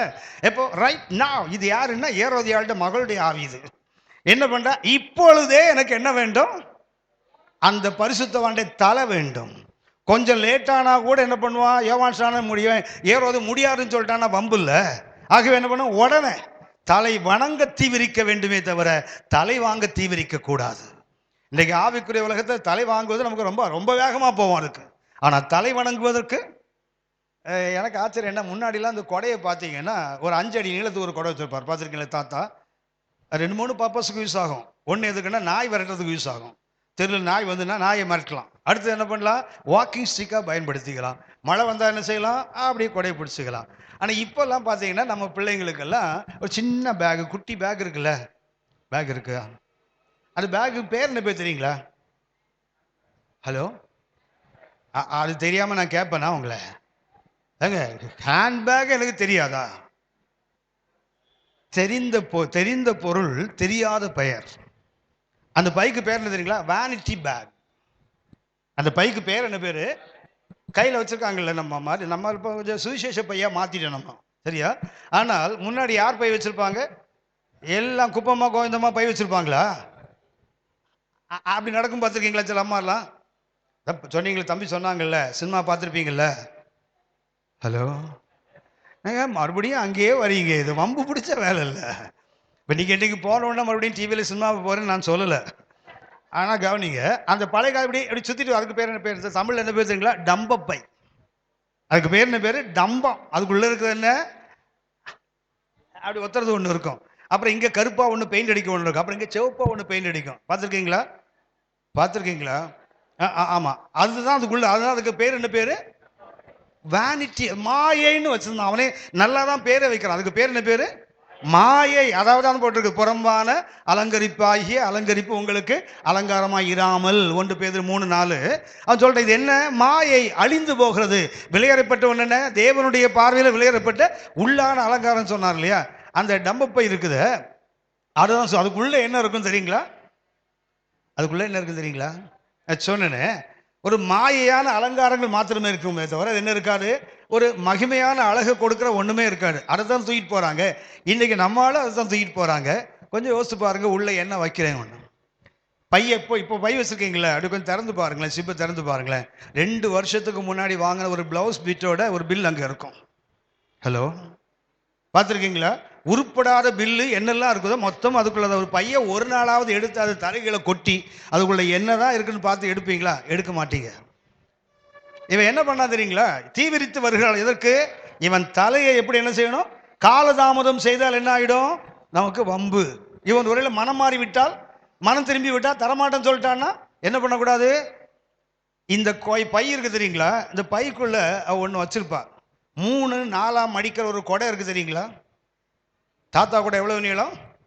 5 அடி நீளம். பேத்தி கூட எவ்வளவு நீளம்? இல்லை இருக்குல்ல, எத்தனை மடிப்பு அது? 3, ஏமாந்த 4 கூட இருக்குது. இவ்வளவுதான் இருக்குது, 4வது மடிப்பு. சரியா? இது எதுக்கு அந்த பைப்புக்குள்ள வச்சிருக்கிறோம்னா, நமக்கு தெரிஞ்சவங்க யாராவது வராங்கன்னு வச்சுங்களேன், அது மூஞ்ச பார்க்கவே நமக்கு பிடிக்காதுல்ல. சனியா வருது பார், பட்டுன்னு பைய விரிப்போம். அந்த கொடையை எடுத்தா அப்படி பட்டனை தட்டினா அந்த ஏரியாவே மறைஞ்சு போயிடும். பார்த்துருக்கீங்களா? நம்ம அவங்கள பார்க்கலையாம், கூலாக நடந்து போயிட்டே இருப்போம். ஆனால் அங்கே போகிறது விடாது. எக்கான்னு கூப்பிடும் பாருங்களா, அங்கே இருந்தது. அதுக்கு தெரியும் இது நம்மளை பார்க்க தவிர்க்கிறான்னு தெரிஞ்சு என்ன பண்ணுறோம், எக்கான்னு ஒரு எக்கோ ஒன்று விடாது. ஒன்று அந்த பையன் அப்படி திருப்பிட்டு சிரிப்போம் தெரியுங்களா? திருட்டு சிரிப்புன்னா ஐயோ சினிமா நடிகை கட்ட அப்படி ஒரு, அதாவது அப்போ தான் பார்க்கணுமா அவங்கள, அது வரைக்கும் பார்க்கவே இல்லையா? இன்னைக்கு தலையை வாங்க தீவிரிக்கிறோமே தவிர தலை வணங்க தீவிரிப்போமா? சர்க்கஸ் ஆடுறதுனால கொடையை வச்சு என்ன பண்ணா, கம்பி மேலே நடந்தான். நம்ம இப்போ தெருவிலேயே கொடை வச்சு தான் நடக்கிறாள். எதுக்குன்னா அந்த மாதிரி கம்பியில் நடக்கிற மாதிரி ஒரு வாழ்க்கை. இந்த பக்கம் பார்த்தாலும் வேண்டாத ஆளு சோத்திரம் சோத்திரம் அப்படி மறைச்சிடு. அப்புறம் அங்கே சோத்திரம் சோத்திரம் லேலியோ அப்படி ஒரு மரம் மறைச்சிடு. மொத்தத்தில் என்ன பண்ணும்? தலை வணங்க இன்னைக்கு நம்மளால முடியல. தலை வாங்குறதுக்குன்னா 7 தெரு தள்ளி கூட போயின்னு தலையை வாங்கிட்டு வந்துடுவோம். எதற்கு தீவிரிக்க வேண்டும் இன்றைக்கு சபை? எதற்கு நீங்கள் தீவிரிக்க வேண்டும்? தலை வணங்குவதற்கு. நம்ம விட குறைந்தவர்களுக்கு, உயர்ந்தவர்களுக்கு அல்ல. மரியன்னை கற்றுக் கொடுக்கிற பாடம் என்ன? தன்னை விட தாழ்ந்தவர்களுக்கு தேடி போற பாருங்களேன். சொன்ன மாத்திரத்தில் தூதன் போய் சொல்லலை, இப்போ அவளுக்கு ஒரு ஹலோ சொல்லிட்டு வான்னு சொல்லலை. அறிவிக்கப்பட்ட போது அவளுக்கு என்ன உணர்ந்தாள்? நான் என்ன செய்யணும்? தீவிரமாய் போய் என்ன செய்ய வேண்டும்? அவளை வணங்க வேண்டும் என்று அவள் தீவிரித்து ஓடினாள் இல்லையா? இன்றைக்கு சபைக்கு தேவை தலை வணங்குவதற்கு தீவிரிக்க வேண்டும். 6வதாக என்று சொல்லுகிறேன், ஆக்கினைக்கு தப்ப தீவிரிக்க வேண்டும். எதற்கு தப்ப வேண்டும்? ஆக்கினைக்கு தப்ப. நாம் இன்றைக்கு எதற்கு சபை இன்றைக்கு எதற்கு தீவிரிக்க வேண்டும்? ஒரு பெரிய ஆக்கினை வர இருக்கிறது. அந்த ஆக்கினைக்கு நீங்கள் என்ன செய்யணும்? தீவிரித்து தப்ப ஓட வேண்டும். ஆதியாகமம் 19ஆம் அதிகாரம், ஆதியாகமம் 19ஆம் அதிகாரம் 22ஆம் வசனம் வாசிங்க. தீவிரமாய் அங்கே ஓடி என்ன செய்ய? தப்பித்துக்கொள். 16ஆம் வசனம் வாசிங்க. 16. நல்ல கவனித்துக் கொள்ளுங்கள். லோத்துக்கு என்ன சொல்லப்பட்டது? இது சமபூமி எங்கு நில்லாதே, பின்னிட்டு பாராது, உன் மனைவி பிள்ளைகள் நினைச்சதே மலைகளுக்கு ஓடிப்போ. சொன்ன உடனே ஒரு என்ன பண்ணாரு? தாமதிக்கிறார், மேக்கிங் டிலே. இது யாருடைய வேலை? இந்த ஊழியக்காரன் சொன்னேன்னு மத்திய 24:42 சொன்னேன்னு என்ன பண்றான்? வேற தாமதமாகும். சும்மா சொல்றாரு. வானத்திலிருந்து என்ன செய்ய போகுது? அக்னி விழுமா, கந்தகம் விழுமா, உப்பு விழுமா. இதெல்லாம் நடக்கிற கதையா? யாரை போலவே வச்சிருக்கணும். ஆதியாகமம் 6ஆம் அதிகாரத்தில் நோவா பிரசங்கம் பண்ணா தெரியுங்களா? மழை வரப்போகுதுன்னு சொன்ன போது என்ன பண்ணல? யாரும் நம்பல. அதே போல லோத்துக்கு என்ன சொல்றாரு? நீ தப்ப வேண்டுமான நினைச்ச, தீவிரித்து ஓடு. முதல்ல சொன்ன போது அவர் என்ன பண்ணா? தாமதித்தார். கர்த்தர் சொன்ன நேரத்துக்கு லோத்து அவன் மனைவி 2 பிள்ளைகளையும் அழைத்து கொண்டு போயிருந்தால் அவர் எங்க போயிருப்பாரு? மலைநாட்டுக்கு போயிருப்பார். அப்படி இல்லாவிட்டால் எங்க போயிருப்பாரு? அவர் கேட்டுக்கொண்டது போல சோவாருக்கு போயிருப்பாரு. சோவாருக்கு போன பிறகுதான் என்ன விழுந்திருக்கும்? அங்க சொல்றாரு, நீ அந்த இடம் போய் சேர மட்டும் நான் என்ன பண்ணக்கூடாது, ஒன்றும் செய்ய முடியாது. எதுவரைக்கும்? நீ வழியில ஓடி போகும்போது அல்ல, எங்க வரைக்கும்? நீ கேட்டுக்கொண்ட அந்த சோவார் போகிற வரைக்கும் நான் என்ன செய்ய முடியாது, ஒன்றும் செய்ய முடியாதுன்னு சொன்னார்ல. அப்ப அவர் சொன்ன நேரத்துக்கு போயிருந்தா இவங்க எங்க போய் சேர்ந்திருப்பாங்க? சோவாருக்குள்ள போய் சேர்ந்திருப்பாங்க. அக்னியும் கந்தகம் விழுந்த போது லோத்தின் மனைவி பார்த்திருப்பாங்க. எப்படி பார்த்திருப்பாங்க? பின்னிட்டு பார்த்திருக்க மாட்டாங்க, நேராவே பார்த்திருப்பாங்க. ஏன்னா எங்க போய் சேர்ந்துட்டாங்க? அந்த டெஸ்டினேஷன் போயிட்டாங்க. போயிச்ச இடத்துக்கு போன. இப்ப எப்படி பார்க்கலாம்? பின்னிட்டு பார்க்க வேண்டாம், நேராவே பார்த்திருக்கலாம். ஆபிரகாம் நேராக பார்த்தார், அவர் உப்பு தூணா மாறல. ஆபிரகாம் இருந்த சமவெளியில் என்ன பண்ணா தெரியுங்களா? கண்களை எடுத்து சோதம் குமார அழிவரை பார்த்தார், உப்பு தூணா மாறலையே. அவன் பின்னிட்டு பார்க்கல, நேரா பார்த்தார். இவர்களும் கர்த்தர் சொன்ன நேரத்துக்கு அவன் புறப்பட்டு இருந்தால் என்ன பண்ணிருப்பான்? அவன் மாத்திரமல்ல, அவனுக்கு பின்னாடி 2 பாவ சந்ததி வந்தது பாருங்களேன். மோவாபியன், அம்மோனியன் வந்ததுக்கு காரணம் என்ன தெரியுங்களா? Making delay. அவன் தீவிரித்தால் என்ன ஆகும் தெரியுங்களா? ஆக்கினைக்கு தப்பி இருக்க முடியும். அன்னைக்கு அவன் மனைவி உப்புத்தூராய் மாறி இருக்க மாட்டா, அவருடைய பிள்ளைகள் தவறான வழிக்கு போயிருக்க மாட்டாங்க, 2 பாவ சந்ததி உண்டாயிருக்காரு. தேவன் குறித்த இடத்துக்கு அவங்க போய் சேர்ந்திருப்பாங்க. The reason is chronoso, delay, தாமதம். இன்னைக்கு ஆவிக்குரியவர்கள் என்ன செய்யணும்? தாமதம் கூடாது. என்ன பண்ணும்? ஆக்கினை வருதுன்னு தெரிஞ்ச பிறகும் நாம என்ன பண்ணோம்? Still we are making delay. வரப்போகுது வரப்போகுது வரப்போகுது இல்லை, வந்து கொண்டே இருக்கிறது, வந்து விட்டது அநேக காரியங்கள். ஆனால் நாம் இன்னைக்கு என்ன பண்றோம் தெரியுங்களா? we are making delay. ஏன்? அது வர இன்னும் நாளாகும். திரும்ப திரும்ப சொல்ல விரும்புகிறேன், பொல்லாதவர்களுக்கு தான் அந்த சிந்தை வரணும். ஏன்னா அந்த வசனம் அப்படித்தான் சொல்லுகிறது. அவன் பொல்லாதவனா இருந்து என் ஆண்டவன் வர காலதாமதமாகும், நேரம் இன்னும் வரலன்னு சொன்னான். அப்படின்னா பொல்லாத எண்ணத்துக்குள்ள என்ன வரும் தெரியுங்களா? வருகையை பற்றிய ஒரு அசட்டு தைரியம், வருகையை பற்றிய ஒரு உணர்வற்ற நிலை. லோத்துக்கு அவர் நீதிமான் தான், ஆனா என்ன பண்ணாரு? 2 பாவ சந்ததிக்கு தகப்பனா மாறிட்டார். காரணம் என்ன? அவன் ஆக்கினைக்கு தப்ப என்ன செய்யல? தீவிரிக்கவில்லை. கர்த்தர் சொன்ன நேரத்துக்கு ஓடி போயிருந்தால் அவன் தப்பி இருக்க முடியும், மனைவி தப்பி இருப்பாங்க, 2 பிள்ளைகளும் பரிசுத்த வாழ்க்கைக்கு நேராக வந்திருப்பாங்க. புரிந்து கொள்ளுங்கள், நீங்களும் நானும் ஆக்கினைக்கு தப்ப தீவிரித்து தான் ஓட வேண்டும், வேற வழியே கிடையாது. 7வதாக ஒன்று சொல்ல, எதற்கு நீங்கள் நானும் தீவிரிக்க வேண்டும்? ஆக்கினைக்கு தப்புவிக்க. 7 ஆக்கினைக்கு தப்ப. இது என்ன? இது தப்புவிக்க. நீங்கள் நானும் தீவிரித்து ஓடினால் மாத்திரம் போதாது, என்ன செய்யணும்? பிறரையும் தப்புவிப்பதற்கு நீங்கள் நானும் பிரயாசம் எடுக்க வேண்டும். 1 சாமுவேல் 25ஆம் அதிகாரம் 18ஆம் வசனம். 1 Samuel chapter 25 verse 18. அப்பொழுது அபிகாயில், எப்பொழுது அபிகாயில் ஒரு வேலைக்காரன் வந்து சொல்லுகிறான், அவ்வளவுதான், நம்ம கதை முடிஞ்சு போச்சு, தாவீது கோபமாய் வருகிறான். அந்த பேலியாளின் மகன் நாபாலுக்கு என்ன இல்லை? ஏற்கனவே புத்தி இல்லை, பைத்தியம் முடிச்சிருக்குது, பிசாசு மகன் வேற. அவன் இவன் என்ன செய்கிறான்? ஒரு அழிவை தனக்கு தேடிக்கொள்ளுகிறான். உன்னை என்ன பண்றா தெரியுங்களா? அவனை ஆக்கினையிலிருந்து தப்ப, அவன் மேல் வருகின்ற தண்டையிலிருந்து தப்ப அபிகாயில் என்ன பண்றா? தீவிரமாய் ம் ம் ம் ம் எடுத்து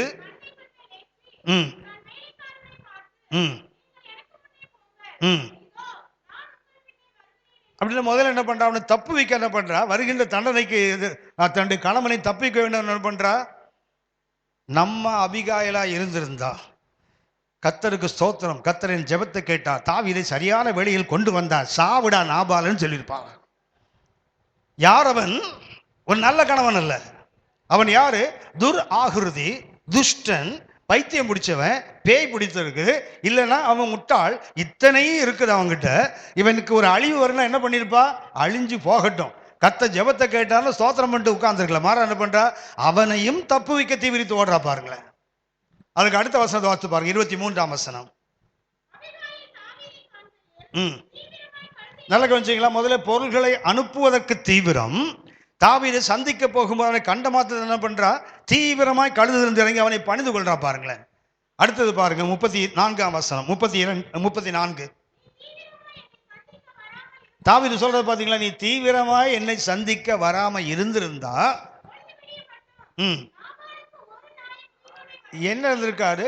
அவனுக்கு ஒரு ஜீவன் கூட உயிரோடு இருந்திருக்காது. அப்படியானால் எதற்கு நீங்கள் அன்னைக்கு தீவிரிக்க வேண்டும்? நாம் தப்புவதற்கு மாத்திரமல்ல, தப்புவிக்கவும் தீவிரிக்க வேண்டும். அப்போ ஒரு ஊழியக்காரன் என்றால், நான் மறுபடியும் சொல்லுகிறேன், முழு நேர ஊழியர்கள் மாத்திரம் என்று எண்ணிக்கொள்ள வேண்டாம். நீங்களும் நானும் ஊழியர்கள் தான். இந்த ஊழியனுக்கு என்ன இருக்கணும்? தீவிரம். ஏன்னா அதான் சொன்ன காசா என்று ஒரு வார்த்தை சொன்ன, அண்டிக்கொள்ள. அண்டிக்கொள்ள என்றால் என்ன? To flea for protection. அது பாதுகாப்பை நோக்கி தீவிரித்து ஓடுதல். எதற்கு ஓட வேண்டும்? 7 கருத்துக்களை. 1, தேவனை தேடுவதற்கு தீவிரிக்க வேண்டும். கவனித்துக் கொள்ளுங்கள். விடிந்த பிறகு இல்லை முழிச்சம் வரும்போது கர்த்தரை தேடலாம் என்று எண்ணாதீங்க. எப்போ தேவனை தேடணுமோ ஒரு குறித்த நேரம் உங்களுக்கு கண்டிப்பாக வேண்டும், எனக்கு வேண்டும், நமக்கு வேண்டும். ஒரு குறித்த நேரம் தேவனை தேடுவதற்கு உங்கள் வாழ்க்கையில் இருந்தால் மாத்திரமே நீங்கள் ரெகுலராக கர்த்தரை தேட முடியும். இல்லைன்னா ரெகுலராக தேட முடியாது. இர்ரெகுலராக அப்பப்போ நினச்ச மாதிரி தேடுவோம், அநேக நாள் தேடாமலே விட்டுருவோம். ஒரு குறித்த நேரம் கண்டிப்பாக வேண்டும் ஒவ்வொருவருக்கும். அப்போதான் நம்மால ரெகுலராக ஒவ்வொரு நாளும் கர்த்தரை தேட வேண்டுமானால் என்ன வேண்டும்? ஒரு குறித்த பொழுது வேண்டும். இரண்டாவது என்ன?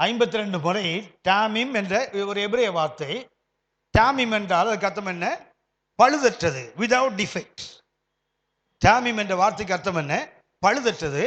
52 முறை பயன்படும். எதுக்குன்னு சொன்னா, கர்த்தருக்கு செலுத்தப்படுகிற பலி எப்படிப்பட்டதா இருக்கணும்?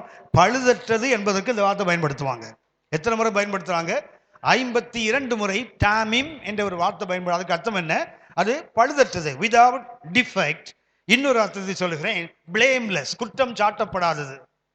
அடுத்தது என்ன? ஒன்று விதவுட் டிஃபெக்ட், ரெண்டாவது பிளேம்லெஸ், மூன்றாவது அதுக்கு ஒரு அர்த்தம் இருக்குது, அன்டிஃபைல்டு.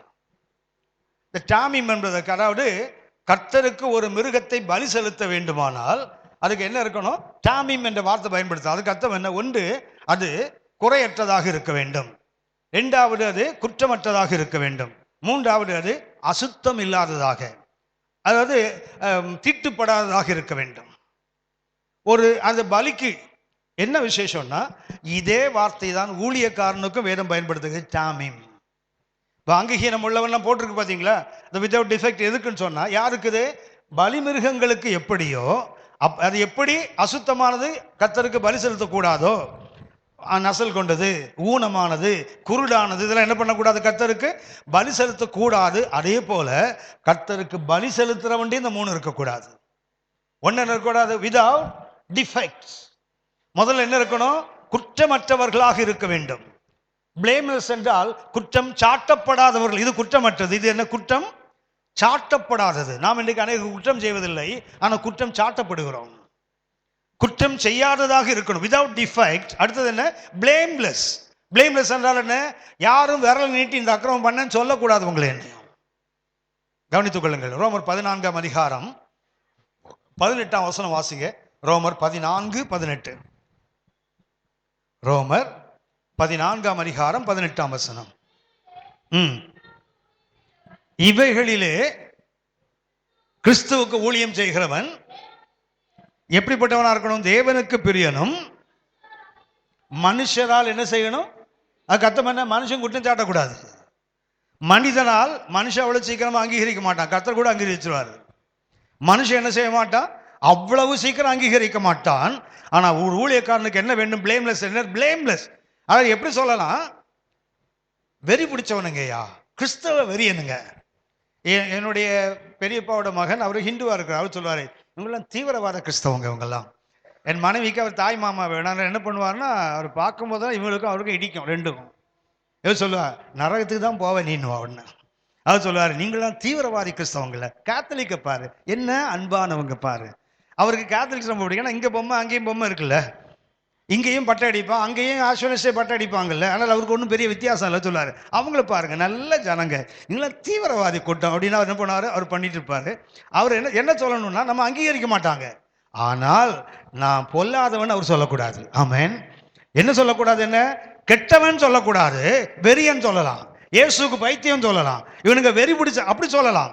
கிறிஸ்துவுக்காக நான் எப்படி வேணாலும் சொல்லலாமே தவிர, என் தனிப்பட்ட வாழ்க்கையில குறை இருக்குன்னு ஒரு RSS காரன் கூட சொல்லக்கூடாது, ஒரு BJP காரன் கூட சொல்லக்கூடாது, ஒரு இஸ்லாமியன் கூட சொல்லக்கூடாது. ஏன்னா ஐ மஸ்ட் பி பிளேம்லெஸ். அவன் என்ன சொல்லுவான்? மனுஷன் அங்கீகாரம் என்றால் நம்ம சில ஊழியத்தை ஏத்துக்க மாட்டான். நம்ம செய்யற ஊழியத்தை என்ன பண்ணா, ஊரை ஏமாத்தி பிழைக்கிறானுங்க பாரு, காணிக்க வாங்கி, இப்படிதான் சொல்லுவான். ஆனால் அது அல்ல. என்ன சொல்லக்கூடாது? என்ன? குற்றம் உள்ளவன் என்று அவன் சொல்லக்கூடாது. என்ன சொல்லணும்?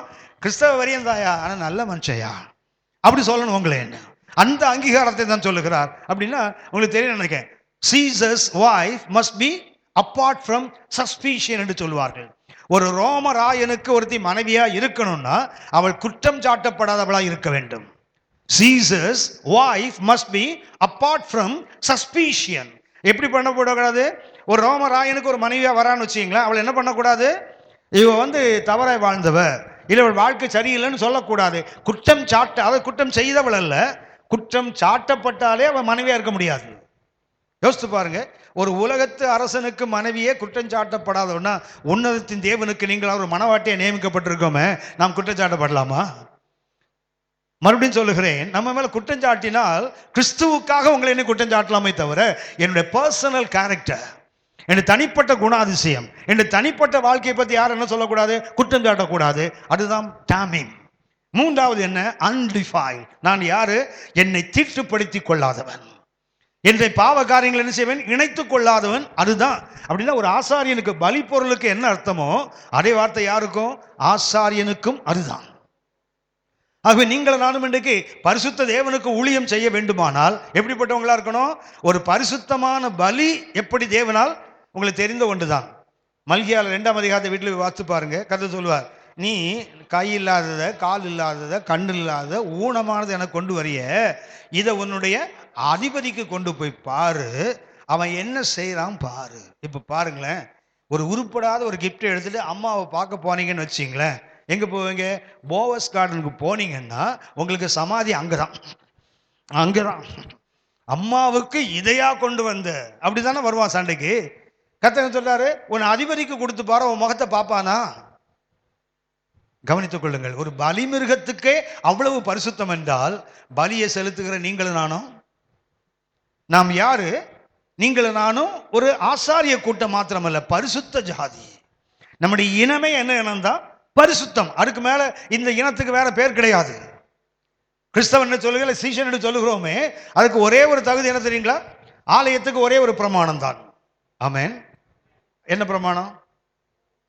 எசேக்கியேல் 43:12 வாசித்து பாருங்க. எசேக்கியேல் 43:12. எசேக்கியேல் 43ஆம் அதிகாரம் 12ஆம் வசனம். ஆலயத்தினுடைய பிரமாணம் என்னவென்றால், மலை உச்சியின் மேல் சுற்றிலும் அதன் எல்லை எங்கும், நல்ல கவனிங்க, எருசலேம் ஆலயத்தினுடைய விஸ்தரணம் 36 ஏக்கர். அந்த மோரியா மலையில ஜெருசலேம் ஆலயம் கட்டுறதுக்கு ஒரு இடம் இருக்கு இல்லையா, அந்த இடத்தினுடைய பரப்புளவுனா 36 ஏக்கர். அதுதான் நீங்க ஆவியானவர் சுட்டி காட்டுகிறார். ஆலயத்தின் பிரமாணம் என்னவென்றால், அந்த மலையின் உச்சி எங்கும் அதை சுற்றிலும் எல்லை எங்கும் பரிசுத்தம் அல்ல, மிகவும் பரிசுத்தம். அப்போ ஆலயம் என்றால், ஆலயத்துக்கு எத்தனை பிரமாணம்? ஒரே ஒரு பிரமாணம் தான். ஆலயத்துக்கு வேற எந்த பிரமாணமும் கிடையாது, ஒரு பிரமாணம் தான். என்ன பிரமாணம்? ஒன்லி ஹோலினஸ், சாதாரண மிகவும் பரிசுத்தம். அப்படியானால் இவங்க யோசித்து பாருங்க, நாம் தானே ஆலயம். ஹலோ, நாம் தானே ஆலயம். இந்த ஆலயத்துக்கு பிரமாணம் என்ன? மிகவும் ஆலயத்தில் 3 பகுதிகள். ஒரு பகுதி என்ன? பிரகாரம். அடுத்தது என்ன? பரிசுத்த ஸ்தலம். அடுத்தது பிரகாரம் என்பது என்ன? உடல். ஹலோ. பரிசுத்த ஸ்தலம் என்பது என்ன? ஆத்மா. மகா பரிசுத்தம் நம்முடைய ஆவி. ஆலயத்தில் 3 பகுதி எப்படி இருக்கணும்? மிகவும் பரிசுத்தம்னா அது ஆலயம், அது கைகளால் கட்டப்பட்டால். இது என்ன? கைவேலை இல்லாத ஒரு ஆலயம். இதுல என்ன இருக்கணும்? அதுல 3 பகுதினா இதுல 3 பகுதி. அதுல என்ன இருக்குது? பிரகாரம், பரிசுத்த ஸ்தலம், மகா பரிசுத்தம். நமக்கு என்ன இருக்குது? உடல், ஆன்மா, அப்புறம் ஆவி. அந்த 3 பகுதிகளிலும் எப்பவும் மிகவும் பரிசுத்தம் இருக்கணுமோ, அதே போல நம்முடைய ஆவி, ஆத்மா, சரீரம் 3ல என்ன இருக்கணும்? பரிசுத்தம். யோசித்து பாருங்க, அந்த பிரகாரத்தில் ஒரு வெளிச்சம் இருக்கும் தெரியுங்களா? ஆலயத்தில் பிரகாரம் இருக்கா? இதான ஆலயம். இதுக்கு பேர் என்ன பேரு? பிரகாரம். இது என்ன? இது இங்க என்ன வெளிச்சம்? இங்க என்ன வெளிச்சம்? நேச்சுரல் லைட், இயற்கை வெளிச்சம். இங்க என்ன? Artificial lamp. இங்க என்ன இருக்குது? செயற்கை வெளிச்சம், குத்து விளக்கு இருக்குல்ல. இங்க சூப்பர் நேச்சுரல் லைட், கர்த்தரே வெளிச்சம். கர்த்தரே வெளிச்சம். பாருங்க, இப்போ இங்க என்ன இருக்குது? சூரிய வெளிச்சம், அது இயற்கை வெளிச்சம். இங்க என்ன இருக்குது? செயற்கை வெளிச்சம். இங்க என்ன இருக்குது? கர்த்தரே வெளிச்சம். அப்படின்னா இது நம்முடைய உடல். இதுல என்ன இருக்குது? இயற்கையாக நமக்கு கிடைக்கிற எல்லா அனுபவங்களும். இது என்ன? நம்முடைய ஆன்மா இருக்கு தெரியுங்களா? அதுல என்ன கிடைக்கும்? செயற்கையாக நாம் படிப்பது, அனுபவத்துல வந்தது, நாம் கேட்டது, பிறகு கற்றுக் கொடுத்தது எங்க இருக்கு? அந்த வெளிச்சம் இங்க வரும். ஆனா இந்த வெளிச்சத்தை கர்த்தர் தான் கொடுக்க முடியும். ஆமென். அப்படின்னா இந்த பரிசுத்தத்தை நம்ம என்ன செய்யலாம்? உடம்பு கழுவலாம், குளிப்பாட்டில தான் பண்ணிக்கலாம். இது என்ன செய்யலாம்? மற்றவர்களை படிக்கலாம், கேட்கலாம், அனுபவத்தை என்ன செய்யலாம்? சுத்தமாக்கி கொள்ளலாம். ஆனா இதை கர்த்தர் தான் பரிசுத்தமாக்க வேண்டும். உள்ள அந்த ஆவி, ஏன்னா காட் இஸ் லைட் தேர். கர்த்தரே அதற்கு வெளிச்சமாக இருப்பார். அப்போ ஒன்றை கவனிங்கள், ஆலயத்துக்கு ஒரே பிரமாணம் என்ன? பரிசுத்தம். பரிசுத்தம் அல்ல, மிகவும் பரிசுத்தம். அதே பரிசுத்தம் தான் இன்னைக்கு என்ன இருக்கணும்? உங்களுக்கும் எனக்கும். சரியா? ஹலோ. இப்போ அந்த ஒரு ஆசாரியனுக்கு இருக்க வேண்டிய 6 தகுதிகளை உங்களை சுட்டி காட்டுகிறேன். முதலாவதாக, ஒரு ஆசாரியனுக்கு என்ன இருக்கணும்? முகம். முதல்ல எதை பார்க்கணும்? அந்த 12 கருத்துக்களையும் நீ சம பண்ணீங்கன்னா அதுல முதல்ல எதை பார்க்கணும்? ஒரு ஆளை பார்த்தோன்னா முகம் தானே அடையாளம் காட்டும், இல்லையா? ஒருத்தர் பார்த்தோன்னா ஐடென்டிஃபை பண்ணுவது முகம் தானே. அப்படின்னா முதல்ல நம்ம எதை பார்க்க வேண்டும்? முகம். ஊழியம் செய்கிறவனுக்கு முதல்ல என்ன இருக்கணும்? முகம் எப்படி இருக்கணும்? மூக்கெல்லாம் கரெக்டாக இருக்கணும், கண்ணெல்லாம் சரியா இருக்கணும், புருவெல்லாம் சரியா இருக்கணும், காதெல்லாம் யானைக்காதா இருக்கக்கூடாது. சரி, அப்படித்தானே? ஹலோ, அவங்களுக்கு அப்படித்தான். யாருக்கு? யூதனுக்கு அப்படித்தான். அந்த வசனத்தை கொஞ்சம் வாசித்து பாருங்க. 21:18 வாசிங்க. ம் ம் ம்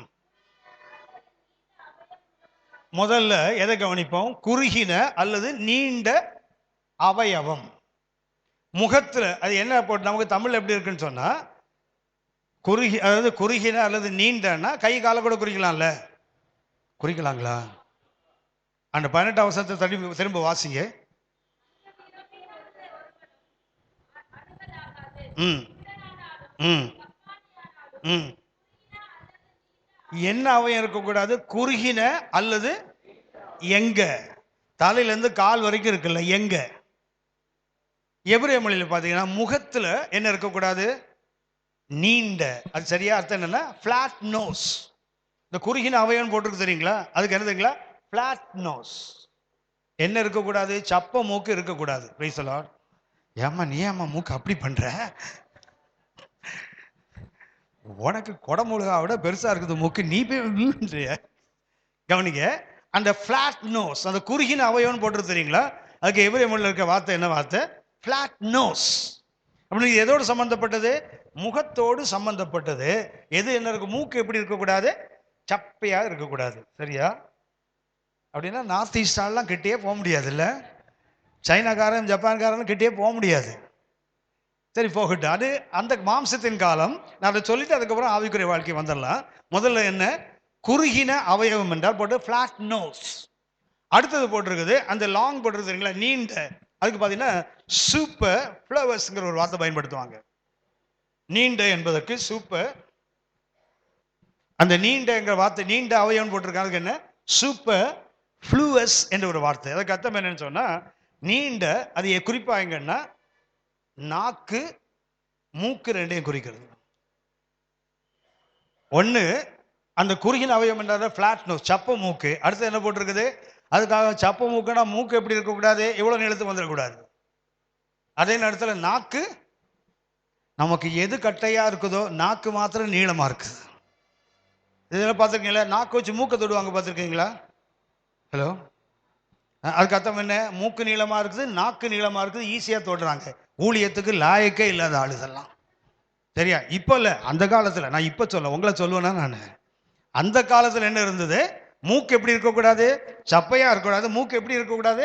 நீளமாகவும் இருக்கக்கூடாது. நாக்கு என்ன செய்யக்கூடாது? நீளமாக இருக்கக்கூடாது. ஆசாரியனுக்கு அவங்க கொடுத்த ஒரு தகுதி அது. ஒன்று பிளாட் நோஸ், அடுத்தது சூப்பர் ஃப்ளூவஸ், அந்த நோஸ் அல்லது டங். நீண்ட அல்லது குறுகின அர்த்தம் முகத்தோடு சம்பந்தப்பட்டது. ஒன்று மூக்கு, அடுத்தது நாக்கு. இந்த ரெண்டும் சம்பந்தப்பட்டது. நாம் புதிய ஏற்பாட்டுக்கு வருவோம். அப்படின்னா இதுக்கு என்ன இருக்கணும்? குறுகினதும் இருக்கக்கூடாது, நீண்டது இருக்கணும். அதுக்கு அர்த்தம் என்ன? சரியான அளவில் இருக்கணும்னு அர்த்தம். இந்த மூக்கு நாக்கெல்லாம் எப்படி இருக்கணும்? நீண்ட குறுகின இருக்கக்கூடாதுன்னா அதுக்கு அர்த்தம் என்ன? சரியான அளவில் இருக்கக்கூடியது அர்த்தம். அப்படின்னா நாக்கு மூக்கு எதாக இருந்தாலும் என்ன இருக்குது? ஒரு அளவு இருக்கிறது. நீங்களும் நானும் ஊழியத்துக்கு என்று அழைக்கப்பட்டவர்கள். ஊழியத்துக்கு முதலாவது தகுதி என்ன?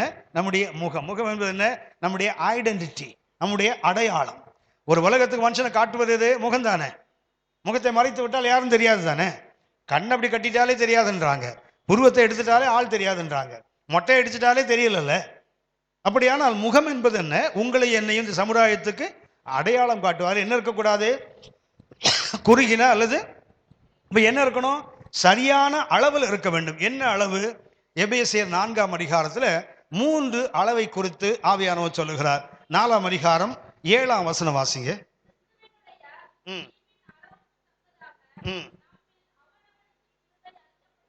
முதல்ல என்ன? கிறிஸ்துவின் ஈவின் அளவு. நம்முடைய வளர்ச்சி எப்படி இருக்கணும்? குட்டையாகவும் இருக்கக்கூடாது, நீண்டு இருக்கக்கூடாது. எப்படி இருக்கணும்? சரியான அளவில் இருக்கணும்னா முதல் அளவு என்ன? According to the grace of God. தேவன் என்ன பண்றார்? அவருடைய கிருபையின் ஈவுகளை கொடுக்கிறார். தெரியுங்களா? எந்த அளவுக்கு நாம தேவன்கிட்ட பெற்றுக்கொள்கிறோமோ அதற்கு ஏற்ற ஒரு வளர்ச்சி. முதல் அளவு என்ன?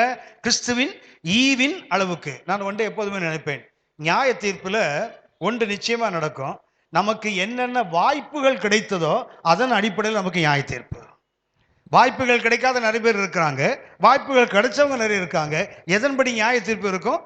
அவங்களுக்கு எவ்வளவு வாய்ப்புகள் கொடுக்கப்பட்டதோ, எத்தனை தேவன் ஆப்பர்ச்சுனிட்டிஸ் கொடுத்தாரோ அந்த ஆப்பர்ச்சுனிட்டிஸ்க்கு ஏற்ற மாதிரி தான் என்ன உண்டு? அவர்களுக்கு நியாய தீர்ப்பு உண்டு.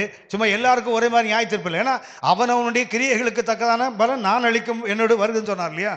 அவனவனுடைய கிரியைக்கு தக்க பலன் என்றால் வாய்ப்புகள் எவ்வளவு கிடைத்தும் நம்ம எவ்வளவு அதை வீணாக்குகிறோம். அதான் கிறிஸ்து என்ன பண்றாரு? எல்லாருக்கும் ஒரே மாதிரி கிருபை கொடுக்கல. ஆமேன், ஆமேன், ஆமேன். எல்லாருக்கும் ஒரே மாதிரி கிருபை இல்லை. அவருடைய கிருபையின் அளவுக்கு தக்கதாக ஒருத்தனுக்கு 1 கொடுத்தாரு, ஒருத்தனுக்கு 2 கொடுத்தாரு, ஒருவனுக்கு 5 கொடுத்தாருல. அப்படின்னா கேட்கலாம், ஏன் ஆண்டவர் எல்லாத்துக்கும் 5 கொடுக்கல? அது உன் வேலை இல்லை, ஏன் வேலை? அப்படியானால் எதன்படி நமக்கு நியாய தீர்ப்பு? 1 கொடுத்தவன்ட ஏன்டா 5 கொடுக்கலன்னு கத்த கேட்க போறதில்லை. 5 கொடுத்தவன்ட்ட 1 கொடுன்னு கேட்க மாட்டாரு. எந்த அளவுக்கு கொடுக்கப்படுகிறதோ அந்த அளவுக்கு தான் நமக்கு கொடுக்க வேண்டும். அப்படின்னா ஒரு வளர்ச்சி உங்களுக்கு எனக்கு வேண்டும், ஒரு அளவு உங்களுக்கு எனக்கு வேண்டும். என்ன அளவு அது? கிறிஸ்துவனுடைய ஈவின் அளவுக்கு தக்கதாய். அவன் ஒரு அளவை கர்த்தர் வைத்திருக்கிறார். எவ்வளவு கர்த்தர் பெற்றுக்கொண்டோமோ அதற்கு ஏற்ற ஒரு அளவு உங்களில் காணப்பட வேண்டும். அதுக்கு மிஞ்சியும் இருக்கக்கூடாது, அதுக்கு குறைஞ்சும் இருக்கக்கூடாது. ஆமென். அப்படின்னா நிறைய வாய்ப்புகளை பெறுவது பெரிய விஷயம் இல்லை. அந்த வாய்ப்புகளை எந்த அளவுக்கு தேவனுடைய ராஜ்யத்துக்கு பிரயோஜனமாய் மாற்றிக்கொண்டோமோ அந்த அளவு தான் கர்த்தர் விரும்புகிறார். அப்படின்னா மூக்கு நீளமா, காது நீளமா, நாக்கு நீளமா அது கணக்கு இல்லை. எந்த அளவு நமக்கு கர்த்தர் அளந்து கொடுத்திருக்கிறாரோ அந்த அளவுக்கு ஏற்ற ஒரு வளர்ச்சி உங்களுக்கு எனக்கும் அவசியம். ஒன்று, கிறிஸ்துவின் ஈவின் அளவுக்கு தக்கதாக. இரண்டாவது, அதே பிலிப்பியன், அதை எபேசியர் 4:12 வாசிங்க. ம் ம் ம் ம் ம்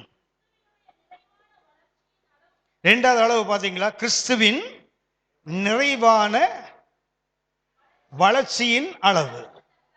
போடுமா? முதல் அளவு என்ன? கிறிஸ்துவனுடைய ஈவின் அளவு. அடுத்தது கிறிஸ்துவனுடைய நிறைவான வளர்ச்சியின் அளவு. ஒரு அளவு நமக்கு எவ்வளவு வாய்ப்புகள் கொடுக்கப்பட்டதோ, கர்த்தர் எவ்வளவு கிருபை கொடுத்தாரோ அந்த அளவுக்கு ஏற்று நாம் செயல்பட வேண்டும். ரெண்டாவது என்ன வேண்டும்? கிறிஸ்துவனுடைய நிறைவான வளர்ச்சியின் அளவுக்கு நீங்கள் நான் என்ன செய்யணும்? ரெண்டாவது வளர வேண்டும். தேவன் உங்களுக்கு எனக்கு என்ன செய்யல? கிறிஸ்துவை விட குறைவான ஒரு வளர்ச்சிக்கு அழைக்கல, கிறிஸ்துவை போன்ற ஒரு வளர்ச்சிக்கு தான் அழைத்திருக்கிறார். ஆகவே என்ன வேண்டும்? கிறிஸ்துவின் நிறைவான வளர்ச்சியின் அளவுக்கு நீங்கள் நான் வளர வேண்டும். மூன்றாவதாக 4ஆம் அதிகாரம் 16ஆம் வசனம். ம் ம் ம் ம் மூன்றாவது அளவு என்ன? தன் அளவு. கர்த்தனுக்கு நிறைய வாய்ப்பை கொடுத்தார், என்ன பண்ணக்கூடாது? ஹலோ, கர்த்தர் நிறைய கிருபை கொடுத்தார், நான் வளர்கிறேன், மூக்கு என்ன பண்ண இவ்வளவு நீளம் போயிடக்கூடாது. மூக்குக்கு என்ன இருக்குது? ஒரு அளவு. கைக்கு என்ன இருக்குது? ஒரு அளவு. காலுக்கு என்ன இருக்குது? ஒரு அளவு. அதே போல நமக்கு என்ன இருக்குன்னு தன் அளவு. 3 அளவு. ஒரு அளவு என்ன? கிறிஸ்துவனுடைய ஈவின் அளவுக்கு தக்கதாய். இரண்டாவது என்ன? கிறிஸ்துவனுடைய நிறைவான வளர்ச்சியின் அளவுக்கு தக்கதாய். மூன்றாவதாக தன் வளவு. இப்போ 3 அளவு இருக்குது. இந்த மூன்றிலும் என்ன பண்ணு? there must be a balance. கர்த்தனுக்கு கிருபையை கொடுத்தார், நான் அதுக்கேற்ற மாதிரி வளரணும். அதே நேரத்தில் கிறிஸ்துவின் நிறைவான வளர்ச்சியின் அளவுக்கு வளரணும். ஆனால் அதே நேரத்தில் எனக்குன்னு ஒரு இடம் இருக்குது, அதை மிஞ்சி மூக்க நீட்டக்கூடாது. ஆமென். நான் எப்போதுமே சபையில் பாய போடணும், அதோடு நிறுத்திக்கணும். அதுக்கு மேலே போய் நான் ஆம்பிளிஃபையரை முறுக்கிறேன்னு போகக்கூடாது. உனக்கு என்ன வேலையை அதை மாற்ற. உனக்கு ஒரு அளவு இருக்குது, அந்த அளவை மிஞ்சி என்ன செய்யக்கூடாது? ரோமர் 12:3 வாசித்து பாருங்க. ரோமர் 12:3. அல்லாமலும் பரிசுத்த பவுல் அவருக்கு கொடுக்கப்பட்ட கிருபையின்படி ஒன்றை சொல்லுகிறார். என்ன?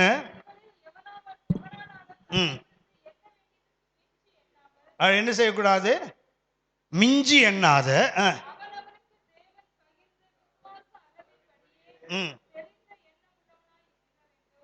ஒன்று கவனிக்க, neither underestimation.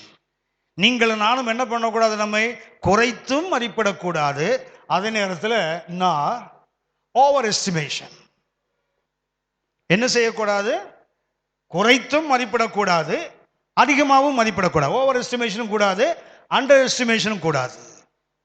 அதுதான் தன் மாத்திரமல்ல, என்ன ஒவ்வொன்றுக்கும் ஒரு அளவு இருக்குது. மூக்கு எப்படி கூடாது? நீளமாக கட்டையாக இருக்கக்கூடாது, நீளமாகவும் இருந்துடக்கூடாது. நாக்கு பாடியும் இருக்கக்கூடாது, ரொம்ப நீளமும் இருக்கக்கூடாது. என்ன இருக்கணும்? அதுக்கு ஒரு அளவு. அதைத்தான் ரொம்ப அற்புதமாக சொல்லுகிறார் ரோமர் 12:3. நெய்தர் அண்டர் எஸ்டிமேஷன் நான் ஓவர் எஸ்டிமேஷன். என்ன பண்ணாத? உன்னை குறைத்தும் மதிப்பிடாத, உன்னை மிஞ்சியும் மதிப்பிடாத. என்ன வேண்டும்? உனக்கு ஒரு அளவு இருக்குது. எந்த அளவு? கிறிஸ்துவினுடைய ஈவின் அளவு. இரண்டாவது கிறிஸ்துவின் வளர்ச்சியின் நிறைவான அளவு. மூன்றாவது தன் அளவு. இந்த மூன்றும் ஒரு சமநிலையாக இருக்க வேண்டும், செயல்பட வேண்டும். அப்பதான் என்ன செய்ய மாட்டோம்? நம்மை குறைத்தும் மதிப்பிட மாட்டோம். அடுத்தது என்ன செய்ய மாட்டோம்? அதிகமாகவும் நீங்களான என்ன செய்ய மாட்டோம்? மதிப்பிட மாட்டோம். இந்த ரெண்டுமே நீங்களானும் செய்யக்கூடாது. அண்டர் எஸ்டிமேட் பண்ணா என்ன ஆகும்? குறைத்து நாம் மதிப்பிட்டால், அதாவது இந்த முகத்தில் இருக்கு பார்த்தீங்களா, மூக்கு இல்லை நாக்கு குட்டையா இருந்தா, இல்ல சரியான அளவு நீளம் இல்லாவிட்டால் என்ன? Under estimation. கொஞ்சம் நீளமா இருந்தா என்னது? Over estimation. இந்த ரெண்டுமே எண்ணக்கூடாது, மிஞ்சியும் எண்ணக்கூடாது, அதே நேரத்தில் குறைவாகவும் எண்ணக்கூடாது. அதான் ரோமர் 12:3 பவுல் சொல்லுகிறார், அவனவனுக்கு தேவன் பகிர்ந்தளித்த கிருபையின்படியே எண்ண வேண்டுமே தவிர எப்படி எண்ணக்கூடாது? மிஞ்சியும் எண்ணாத, குறைத்தும் எண்ணாது. அப்படின்னா சரியான அளவு நீங்களான, அதுதான் ஆசாரியன் முதல் வேலை. அவனுடைய உறுப்பு என்ன செய்யக்கூடாது? ஒன்று நீளமாகவும் இருக்கக்கூடாது, குறைந்தும் இருக்கக்கூடாது. Neither under estimation over estimation, ரெண்டுமே வேண்டாம். குறைத்து மதிப்பிட்டால் என்ன ஆகும்? மோசே கதை தான் நேரிடும். யாத்திராகமம் 4ஆம் அதிகாரம், யாத்திராகமம் 4:10 வாசிங்க. யாத்திராகமம் 4ஆம் அதிகாரம் 10ஆம் வசனம். ம் ம் ம் ம் ம் ம் ம் வாக்கு வல்லவன் அல்ல ம் என்றான். ம் ம் யார்? ம் ம் ம் யார்? நான் அல்லவா? ம் ம் ம் ம் ம் ம் கர்த்தர் இவ்வளவு சொன்ன பிறகு என்ன பண்றார் பாருங்க, நீங்க அனுப்புற. அப்படின்னா மோசே என்ன பண்றார்? தன்னை அண்டர் எஸ்டிமேட் பண்றார் பாருங்க. மோசே என்ன பண்றார்? தன்னை குறைத்து மதிப்பிடு. 40 வருஷம் எகிப்தில் இவர் என்ன பண்ணவர்? வாக்கிலும் வல்லமையிலும் செயல்களிலும் வல்லவரானவர். அப்போஸ்தலர் 7:22 வாசித்து பார்த்தீங்கன்னா, எகிப்தினுடைய சகல சாஸ்திரங்களிலும் வாக்கிலும் செயலிலும் வல்லவரானார். ஆனா இப்ப என்ன சொல்றாரு? நான் திக்குவாயி மந்தனாவு, எனக்கு தகுதி உள்ளவன் அல்ல. வேற யாரையாவது, கடைசியில் வேற ஆள் தான் போனா, இவர் போகல. அந்த அண்டர் எஸ்டிமேட் என்ன பண்ண? ஃப்ரூட்லெஸ் ஆக்கிடும். தேவன் அழைத்து அந்த நோக்கம் கனியற்றவர்களாக மாற்றிவிடும். மோசே லார்ட் சென்ட் somebody else. கடைசியில் கர்த்தருக்கு ஜாஷுவாவை தான் அனுப்ப முடிந்தது தவிர மோசே போக முடியல பாருங்க. அப்படியானால் இன்னைக்கு never go for underestimation. ஒருபோது என்ன பண்ணாதீங்க. ஊழியக்காரன் என்றால் அவன் முதல்ல எப்படிப்பட்டவனா இருக்கணும்? மிஞ்சியும் எண்ணக்கூடாது, குறைத்தும் எண்ணக்கூடாது. குறைத்து என்னால் என்ன ஆகும்? தேவன் உங்களை கொண்டு என்ன கொண்டு செய்ய வேண்டிய வேலை நின்றுவிடும். சொன்னார் லார்ட் சென்ட் somebody else. யாரையாவது அனுப்புங்க ஆண்டவரே. யாரையாவது அனுப்பினார்? ஜாஷுவாவை அனுப்பினார். யார் அனுப்ப முடியல? மோசையை கர்த்தர் அனுப்ப முடியல. அப்படியானால் நாம் குறைத்து மதிப்பிட்டால் நமக்கு எப்போதுமே ஆபத்து தான். நியாயாதிபதிகள் 4ஆம் அதிகாரம், நியாயாதிபதிகள் 4ஆம் அதிகாரம் 7 முதல் 9 வரை வாசிங்க. நியாயாதிபதிகள் 4ஆம் அதிகாரம் 7 முதல் 9 வரை. ம் ம் ம் ம் ம் இஸ்ரவேலில் உள்ள அந்த பாராக் என்பவனை பார்த்து கர்த்தர் என்ன சொல்றாரு? உன்னை நான் கொண்டு அந்த எதிரிகளை எல்லாம் வீழ்த்துவேன். எதிரி படைகள்லாம் உன்னால அழிக்கப்பட இருக்கிறார்கள். உன்னை கொண்டு நான் எல்லாம் செய்வேன் என்று கர்த்தர் சொன்ன போது பாராக் என்ன பண்ணார் தெரியுங்களா? கர்த்தர் பேசுனதை கேட்டது வீட்டில் உட்கார்ந்துட்டார். இப்போ ஒரு கர்த்தர் யார்கிட்ட பேசுகிறார்? தெபொராள்கிட்ட பேசுகிறார், தீர்க்கதரிசிட்ட பேசுகிறார். தீர்க்கதரிசி என்ன பண்றாங்க? அவனை ஆள் விட்டு அனுப்பி அவனோடு பேசுறாங்க. என்ன பேசுறாங்க? கர்த்தர் உன்னோடு சொல்லவில்லையா? உடனே அவர் என்ன சொல்றாரு பாருங்க. அதுக்கு பாராக், எப்ப போவேன்? பேசுனது யாரு? கர்த்தர். ஆனா பாராக் என்ன சொல்றாரு? அவன் பாராக்கா பராக்கா தெரியல, பராக்கு பாக்குறவனா இருப்பான் போல. கர்த்தர் பேசி இருக்கிறாரு. இவர் என்ன பண்றாரு? போயிட்டு அக்கா வேற கூப்பிட்டு சொல்லிட்டாங்க, சிஸ்டர் கூப்பிட்டு சொல்லிட்டாங்க, கர்த்தர் உன்னோடு சொல்லவில்லையா? உடனே தம்பி, உண்மையான உத்தம தம்பி அக்காட்ட என்ன பேசுறாரு பாருங்களேன். வாசிமா, யார் வந்தா போவாரா? அவ கர்த்தர் வந்தா போக மாட்டார். யார் வந்தா போவாங்க? இந்த அக்காவை ஆண்டி எல்லாம் நம்புனீங்கன்னா பண்டாரம் தான் கடைசியில். கர்த்தர் பேசி இருக்கிறார், நீ போக வேண்டியதானே. மாறாவர் என்ன பண்றாரு? தீர்க்கதரிசி கூப்பிட்டு அவனுக்கு அந்த தவறை உணர்த்துகிறாள். நீ இவ்வளவு டிலே பண்ணிட்டு இருக்கிறியே. அவன் என்ன சொல்றான் பாருங்க, நீங்க வந்தா நான் போகிறேன், வராவிட்டால். அவன் என்ன பண்றான்? அவனுக்கு கர்த்தர் சொன்னது மேல அவன் மேல ஒரு நம்பிக்கை இல்லை பாருங்களேன். அவன் நான் போய் என்ன பண்ண போறேன்? கூட யார் இருக்கணும்? ஒரு தீர்க்கதரிசி அம்மா இருந்தா என்ன பண்ணுவாங்க? தீர்க்கதரிசிக்கு ஆவியை கொடுத்த தேவனே கூட இருக்கிறாரு. ஏன்னா இவனுக்கு எதை நம்ப முடியல? தன்னை குறித்து குறைச்சி. இன்னைக்கு நிறைய பார்த்தீங்கன்னா கர்த்தர் பேசி இருக்கிறார், தெளிவாக கர்த்தர் பேசி இருக்கிறார். ஆனா என்ன பண்றாங்க தெரியுங்களா? Under estimation. என்ன கொண்டு என்ன பண்ண முடியும்? நான் என்ன செய்ய போகிறேன்? கர்த்தர் சொல்றாரு அவன்கிட்ட, நீ போடானா போகல. தீர்க்கதரிசி அழைத்து சொன்ன போது அவன் என்ன பண்ணல? போகல. தீர்க்கதரிசியை கொண்டு மறுபடியும் கர்த்தர் என்ன பேசுறாரு பாருங்க. அக்கா என்ன சொல்லிட்டாங்க? தீர்க்கதரிசமா, நிச்சயமா நான் உங்களோட வருவேன். நல்ல கவனிங்க. ஆனாலும் நீ போகிற பிரயாணத்தில், ஆமீன் சொல்லுங்க. அந்த குறைத்து மதிப்பிடுதல் என்ன ஆகுது தெரியுங்களா? அண்டர்ஸ்டிமேட் பண்ணும்போது ஃப்ரூட்லெஸ், கனியற்றவனை மாறி போயிடுறான் பாருங்க. என்ன சொல்றான்? கர்த்தர் சொன்னாரு, அது பேசுகிறார், நீ போ, நான் உங்களோட வருவேன். ஆனாலும் நீ போகிற பிரயாணத்தில் கிடைக்கிற மேன்மை உனக்கு லபியாது. யாருக்கு கிடைக்கும்? கர்த்தர் இதை ஒரு பெண்ணுக்கு கொடுத்தாள். பெண்ணுக்கு பேர் என்ன பேரு? பெண்ணோட பேர் என்ன பேரு? யாகேல். யாகேல் அர்த்தம் என்ன? வரையாடு. பாராக்குன்னு அர்த்தம் என்ன? அது அதுலயே தான் இருக்கு, அந்த கேசட்லயே இருக்குது. மின்னல். பாராக் என்றால் அர்த்தம் என்ன? மின்னல். யாகேல் என்றால் என்ன? வரையாடு. ஒரு மின்னலை கொண்டு செய்ய கர்த்தர் திட்டமிட்டார். மின்னல் கீழ்ப்படியாத போது ஒரு ஆட்டுக்குட்டியை கொண்டு கர்த்தர் அதே வேலையை செய்தார். ஆமென், ஆமென். யாரை கொண்டு செய்தார்? பாராக்கை கொண்டு. அந்த மோவாபிய அரசனை அவனை யாபீனை கொல்வது அவனுடைய திட்டம். ஆனால் ஒரு மின்னல், அந்த அளவுக்கு வல்லமை உள்ளவன், அவன் கீழ்ப்படியாத போது கர்த்தர் யாரை பயன்படுத்துகிறார்? ஒரு வரையாடு, ஒரு ஆட்டுக்குட்டியை கொண்டு வந்து அதே சிசராவின் தலையை உடைக்கிறார்ல கர்த்தர்.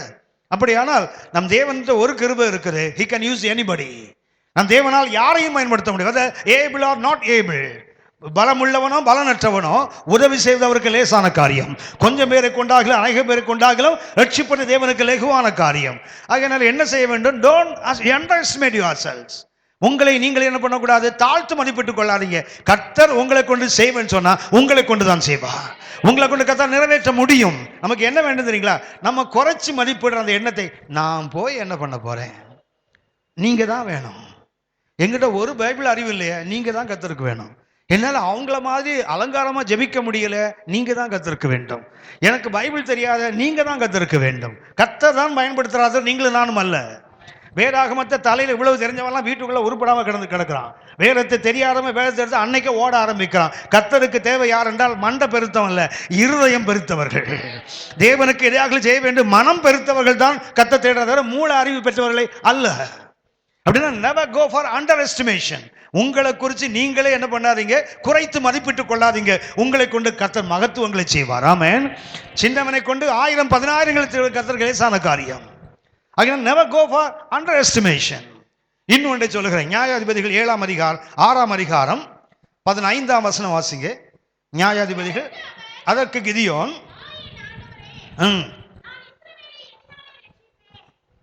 நியாயாதிபதிகள் 6ஆம் அதிகாரம் 15ஆம் வசனம், மறுபடியும் வாசிங்கம்மா.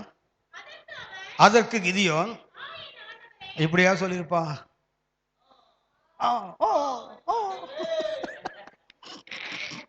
மாய்க்கிறது அந்த காலையை அலறி போயிருக்கும் போல இது. என் ஆண்டவரே, எப்படியா என்ன போய் சொல்றீங்களே, இஸ்ரவேல் ரட்சிப்பேன்னு சொல்றீங்களே.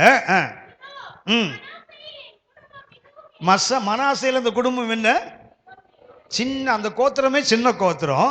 அதுல இவனுடைய கிதியோன் குடும்பம் சின்ன குடும்பம். அந்த குடும்பத்திலேயும் யாரு வீக்கஸ்ட் இன்ஸ்ட்ருமெண்ட், பலவீனமான ஒரு ஆயுதம்.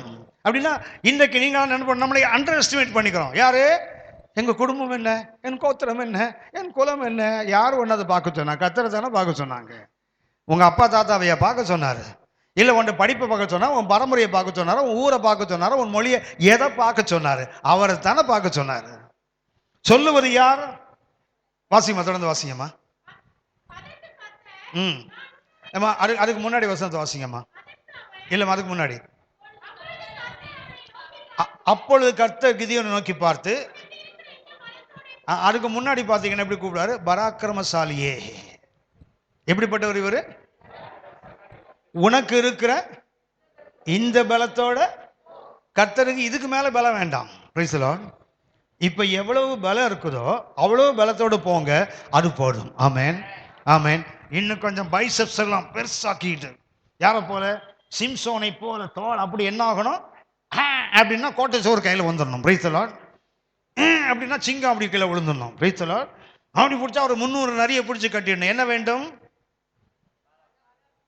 அப்படித்தானே? சாம்சன் டிலேலா படம்லாம் பார்த்துருக்கீங்களா? இப்போ சினிமா இல்லை, இந்த அட்டையெல்லாம் பார்த்துருக்கீங்களா? சாம்சனுக்கு இந்த பைசப்ஸ் எல்லாம் பார்த்துருக்கீங்களா? அவ்வளோ பெருசா இதெல்லாம் அவ்வளோ வந்து ஒட்டகத்துக்கு திமிழ் மாறு அப்படிலாம் இருக்கும் தானே? ஹலோ, சாம்சன் அப்படி தானே? அப்படி தானே? அப்படி இல்லை. நான் நினைக்கிறேன் என்ன மாதிரியே இருந்திருப்பான்னு நினைக்கிறேன். சாம்சன் இந்த வயிறு மாத்திரம் இல்லாமல் இருந்திருக்கும் அவனுக்கு. எப்படி இருந்திருப்பான்? இவ்வளோன்னு தான் இருந்திருப்பான். ஏன்னா அவன் அற்புதமான காரியங்களை செய்யும் போது எதிரிக்கு ஒரு கேள்வி, சிம்சோனே உன் மகாபலம். உடம்பு பெருசா இருந்தா அந்த கேள்வியை கேட்டிருக்கவே மாட்டான். ஹலோ, அவனுக்கு உடம்பு பெருசா அப்படி இப்படி இருந்தான்னு வச்சுங்களேன், அவனை பார்த்து கேட்பானா? ஆளை பார்த்தாலே 10 பேரை அடிப்பாயா. ஆனா இவனை பார்த்தா என்ன தெரியல, இப்படி நோஞ்சா மாதிரி இருக்கிறான். இவன் எப்படா இதை செய்யறான்? அது அவனுக்கு கேள்வி. சிம்சோனே உன் மகாபலம் எதினால். கவனிச்சிங்க, எதிரி எதை கேட்கிறான் தெரியுங்களா? மகா பலத்தை கேட்கிறான். எதுக்கு? அதை பார்த்து பலவீனம் ஆக்க. கர்த்தர் எதை கேட்பாரு? உன் பலவீனத்துல என் பலன் பூரணமாய். பிசாசு கேட்டா பலத்தை கேட்பான், நம்ம அப்பா கேட்டா பலவீனத்தை கேட்பார். ஆமென். நம்ம பலவீனத்தில் அவர் பலத்தை கொண்டு நிரப்பி நம்மை பயன்படுத்த.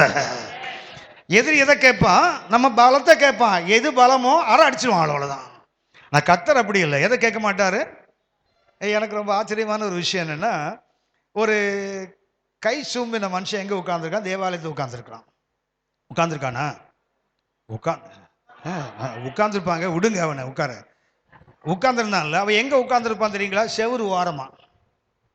எங்க உட்கார்ந்துருப்பான்? ஏன்? அந்த சூம்புன கை தெரியாம செவரோடு ஒட்டிட்டு இருப்பான். பார்த்துருக்கீங்களா? இந்த கை குறைவான ஆட்கள், இல்லைன்னா கை வந்து மெலிசா இருக்க, என்ன பண்ணுவாங்க தெரியுங்களா? ஒரு துண்டு போட்டு ஒரு பின்னெல்லாம் குத்திருப்பாங்கல்ல, அதுவே காட்டி கொடுக்க ஒரு கையில். அதாவது நமக்கு ஒரு குறை இருந்தால் அந்த குறையோடு நம்மால் இன்னைக்கு உலகத்தை சந்திக்க நமக்கு தைரியம் இல்லை. மாற என்ன பண்ணுவோம்? Try to hide. அதை மறைக்கத்தான் முயற்சி செய்கிறோம். ஏசு என்ன பண்ணா தெரியுங்களா? அவனை கூட நடுவில் வந்து நில்லுனார். அந்த வலது கை சூம்பனவன் என்ன பண்ணாரு? நடுவில். அவனுக்கு அர்த்தம் என்ன? அவன் ஓரமா உட்கார்ந்து இருக்கிறான். இதுக்கு அந்த பலவீனத்தை மறைப்பதற்கு.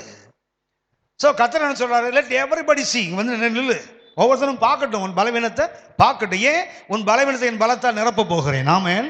என்ன பண்றாரு? வந்து நில்லு. அவன் வந்து நின்னான். என்ன பண்றாரு? உன் கையை நீட்டு. வலது கை சூம்புன கை. எந்த கை தான் நீட்ட முடியும்? இதான். எனக்கு இதானே நல்லா இருக்கு. இல்லை, புரியுதுங்களா? கையை நீட்டுனாரு, வலது கையை நீட்டுன்னு சொல்லலை. அதான் வலது கை தான் சூம்பி இப்படி காத்துல ஆடி நடக்குது கை. என்ன பண்றாரு கர்த்தர்? கையை நீட்டுன்னா அவன் எந்த கை நீட்டணும்? பைபிள்ல போட்டிருக்குது, இந்த கை அந்த கையை போல ஆயிடுச்சு. அப்படி இதுவும் ஆடுது. யார் இது பார்த்தா அதுல அந்த கையை காட்டி போய் இதுவும் ஆடுது. கர்த்தர்ட்ட போய் பலத்தை காட்டாதீங்க, பலவீனத்தை காட்டுங்க. அவனுக்கு முடியாத கை இந்த கை தான். என்ன பண்ணிருப்பான்? இந்த கையை கொண்டு வந்தது கைப்படி ஆடு தூக்கியிருப்பான்ல. ஹலோ, என்ன பண்றான்? முடிந்த கையை தூக்கல, முடியாத கையை தூக்குனான் பாருங்களேன். இன்னைக்கு தேவ சமூகத்துல போய் நம்ம அந்த பலத்தை காட்ட வேண்டாம். ஏதாவது உங்கள்ட்ட பலம் இருந்தால் அது கர்த்தர் போட்ட பிச்சை. ஆமென், ஆமென். உங்கள்ட்ட ஏதாவது கிருபை இருந்தால் கர்த்தர் நமக்கு இரக்கம் பாராட்டி கொடுத்தது. இதுல என்ன ஆபத்து? என்னை பார், என் பரிசுத்தத்தை பார், என் உபவாசத்தை பார், ஜெபத்தை பார், என்ன இருக்குது எங்கிட்ட, என்ன பலவீனம் இருக்குது பாருங்க ஐயா. அதை காட்டினா என்ன பண்ணுவா தெரியுங்களா? கர்த்தர் பலத்தால் இடை கட்டுவா. அதனால ஒருபோதும் உங்களுடைய குறைவை நினைச்சு என்ன பண்ணாதீங்க. கர்த்தர் எப்படி கூப்பிடுறாரு? பராக்கிரமசாலியே, உனக்கு இருக்கிற ஒரு பெரிய பலசாலியை அனுப்பினால் கர்த்தருக்கு மகிமை இல்லை.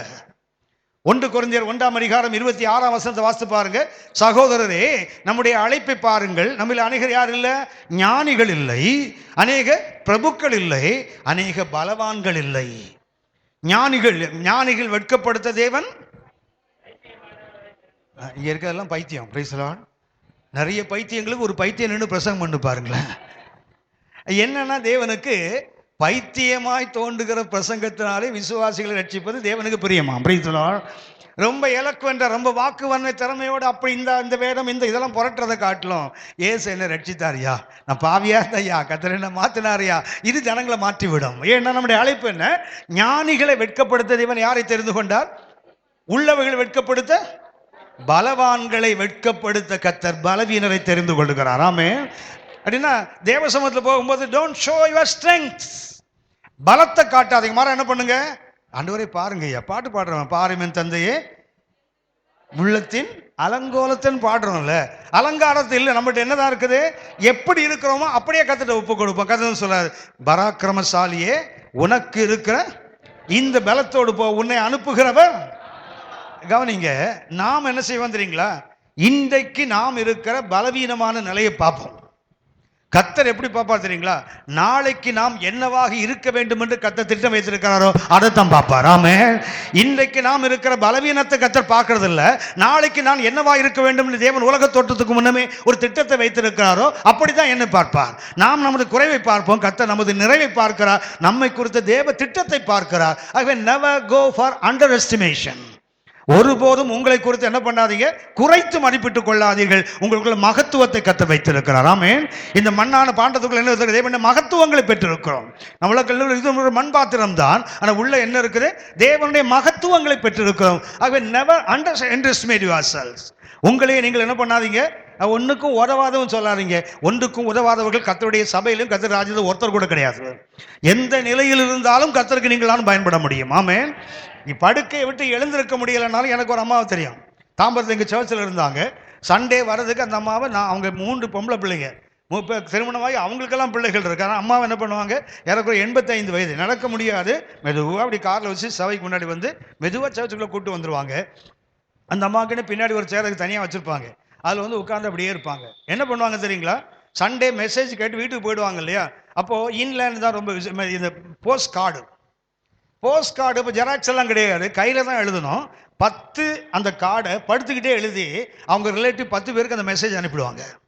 எங்கள் சபையில் ஆவியானவர் இன்னைக்கு பேசினார். என்ன பண்ணுவாங்க, அந்த 10 போஸ்ட் கார்டையும் அந்த படுக்கையில் இருந்துட்டு எழுதி ஒரு வாரத்துக்கு 10 லெட்டர் அனுப்புவாங்க 10 பேருக்கு. அவங்க இறக்கும் வரைக்கும் அதை செய்கிறாங்க. அப்படின்னா நான் பலவீனமான ஆள், எனக்கு ஒன்றுமே இல்லை, நான் ஒன்றும் செய்ய முடியாது, அந்த இடத்துக்கு வராதீங்க. God can use anybody because God is an able God. நாம் ஆராதிக்கிற வல்லமை உள்ள தேவன். only thing is we must be available to God. தேவனுக்குன்னு நம்மை அர்ப்பணித்தால் போதும். அவர் God is able. அடிக்கடி சொல்றது, வல்லவனுக்கு என்ன வேணும்? சர்வ வல்லவருக்கு ஒன்றும் வேண்டாம். வல்லவனுக்கு தான் என்ன வேண்டும்? நம்ம அப்பா சர்வ வல்லவர்ல ஒன்றும் இல்லைன்னு சொல்றது தெரியுங்களா? நாம் தான் அவருக்கு வேண்டும். நான் என்ன பேசிட்டு இருக்கிறேன்னு ஒரு அடிக்கடி என்ன நிறைய பேர் சொல்லுவாங்க, எனக்கு நிறைய கர்த்தருக்கு ஊழியர்கள் இருக்குது, ஆனால் பேச தைரியம் வரல. மற்றவங்களை பேசும்போது ஒரு கூச்சம், மற்றவங்களை பேசும்போது ஒரு தயக்கம். எப்படி நம்ம பேச போகிற, சரியாக பேச முடியுமா? மாலைவேளை உங்களுக்கு தெளிவாக வந்து சொல்லுகிறேன். நான் முன்னாடி நிற்கிறேன்னு, என்னோடய வீட்டில் எனக்கு 4 அண்ணன் ஒரு அக்கா. இந்த கடைசி அண்ணனுக்கு எனக்குமே 7 வயசு வித்தியாசம். எங்கள் அம்மா என் மேலே உயிர், நான் தான் எங்கள் அம்மாவுக்கு உயிர், நான் தான் கடைசி. எங்கள் அம்மா ரொம்ப செல்லம் என்கிட்ட. நான் 1வது 2வது படிக்கும்போது எங்கள் அப்பா ஆசிரியர், அவங்க ஸ்கூல் போயிடுவாங்க. எங்கள் அம்மாட்ட தான் டீலிங் எல்லாம் த்ரூ மதர் தான். ஆனால் கேத்தலிக் சர்ச்சில் அந்த புத்தி அப்படியே தான் வரும், சரியா? அம்மா மூலமாக தான் போய் அம்மாட்ட போய் நிற்பேன். எங்கள் அம்மா என்ன பண்ணுவாங்க, பார்ப்பாங்க, என்னப்பா வேணும்னு கேட்பாங்க. கண் அப்படியே கலங்கும், கண்ணில் அப்படியே கண்ணீர் வரும். அப்படி அழுவேன். உடனே அம்மா சொல்லுவாங்க, சொல்லிட்டு அழுப்பான்னு வாங்க. 2 அணா வேணும் பென்சிலுக்கு, அதுக்கு ஏன்டா அழுற? அதாவது என்ன அதை விட நேசிக்கிறவங்க வேற இருக்க முடியாது. அந்த அம்மாட்ட பேசுறதுக்கு என்னால முடியாது. இன்னைக்கு ஆயிரங்கள் நடுவில் கர்த்தர் நிறுத்தி வைத்திருக்கிறார். ஆமென். என்ன பயன்படுத்த முடியும்னா கர்த்தரால் எவனையும் பயன்படுத்த முடியும். என்ன கொண்டு கர்த்தர் அநேகருக்கு பிரயோஜனமா பயன்படுத்த முடியும்னா உங்களை கொண்டு. ஏன்னா என்னை விட நிறைய திறமை உங்களுக்கு, உங்களுக்கு நிறைய கிருபைகள், நிறைய அறிவு, நிறைய ஆற்றல் உங்களுக்குள்ள இருக்குது. ஆகையினால உங்களை குறைத்து மதிப்பிடாதீங்க. யாராவது இன்னைக்கு இருந்தா இங்கேயே விட்டுட்டு போயிடுங்க. ஆமென். உங்களை குறித்து நீங்கள் அண்டர் எஸ்டிமேட், அதாவது மூக்கும் சரி காதும் சரி நாக்கும் சரி என்ன செய்யக்கூடாது, அந்த அளவில் இருக்கணும். அதுக்கு மிஞ்சியும் போகக்கூடாது, அதுக்கு குறைத்து குறுகினதாகவும் இருக்கக்கூடாது, நீண்டது. அதுக்கு அர்த்தம் என்ன? நம்மை குறைத்து மதிப்பிடக்கூடாது, நம்மை கொண்டு மிஞ்சியும் மதிப்பிடக்கூடாது. ஒரு அளவு இருக்கிறது. ஆமென், ஆமென். அந்த அளவைத்தான் நான் உங்களோடு பேசிக் கொண்டிருக்கிறேன். இன்னொரு கருத்தை நான் சொல்லி, இது நான் 3 என்ன, அண்டர் எஸ்டிமேஷன், இந்த ஓவர் எஸ்டிமேஷனை கொண்டு சொல்லுகிறேன். அது மிஞ்சி எண்ணுதல். 2 நாளாகமம் 35ஆம் அதிகாரம், 2 நாளாகமம் 35ஆம் அதிகாரம் 18 முதல் 24 வரை.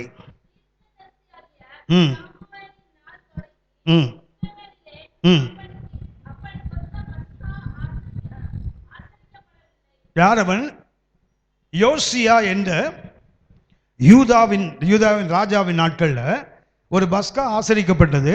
அதுக்கு முந்தியும் அதுக்கு பின்னும் என்ன செய்யல, அப்படிப்பட்ட ஒரு அற்புதமான பஸ்காவை ஆசரிக்கவே இல்லை. ம் ம் ம்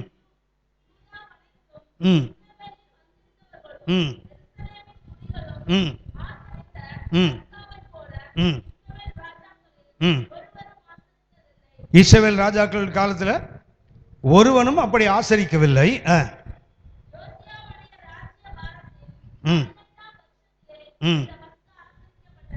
பஸ்கா ஆசரிக்கப்பட்டது. ம் ம்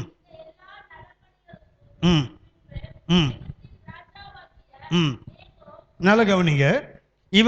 இவனை மாதிரி ஒரு பஸ்காவை என்ன செய்யல ராஜா, இஸ்ரவேல் ராஜாக்கள் காலத்தில் ஒருத்தரும் அப்படி செலிப்ரேட் பண்ணல. அந்த அளவுக்கு கர்த்தருக்கு ஒரு பெரிய பஸ்காவை கொண்டாடுகிறான். கர்த்தருடைய வார்த்தையின்படி நடக்கிறான். கர்த்தரால் நிறைய மேன்மைகள். வீட்டில் போய் யோசேப்பு வாசித்து பாருங்க. மிக அற்புதமான யூதாவின் ராஜாக்கள் அவர் ஒருவர். உங்களுக்கு தெரியும் நம்புகிறேன். இஸ்ரவேலில் 20 ராஜாக்கள், யூதாவில் 21 ராஜாக்கள். அந்த 21ல் 8 பேர் தான் நல்ல ராஜாக்கள். அதில் ஒருத்தன் அந்த ஜோஷியா என்பவன் மிகச்சிறந்த ஒரு அரசன். அவன் அற்புதமான ஆவிக்குரிய பயிற்சிகள் எல்லாம் செய்கிறான். ஆனால் இவைகளுக்கு பின்பு பேய் தலையில் ஏறி உட்கார்ந்து பாருங்க. அவனுக்கு நல்ல கவனித்துக் கொள்ளுங்கள். ஓவர் எஸ்டிமேஷன் என்னைக்கு வருதோ அன்றைக்கு நமது வாழ்க்கையில விழ ஆரம்பிக்கிறோம் என்ற அர்த்தம். இவன் செய்ததெல்லாம் வாய்க்கும் போது அவனுக்கு என்ன தோணுது, நம்ம விட்டா வேற ஆள் இல்லை. அந்த இடத்துக்கு வந்தபோது என்ன செய்யலாம் பாருங்க.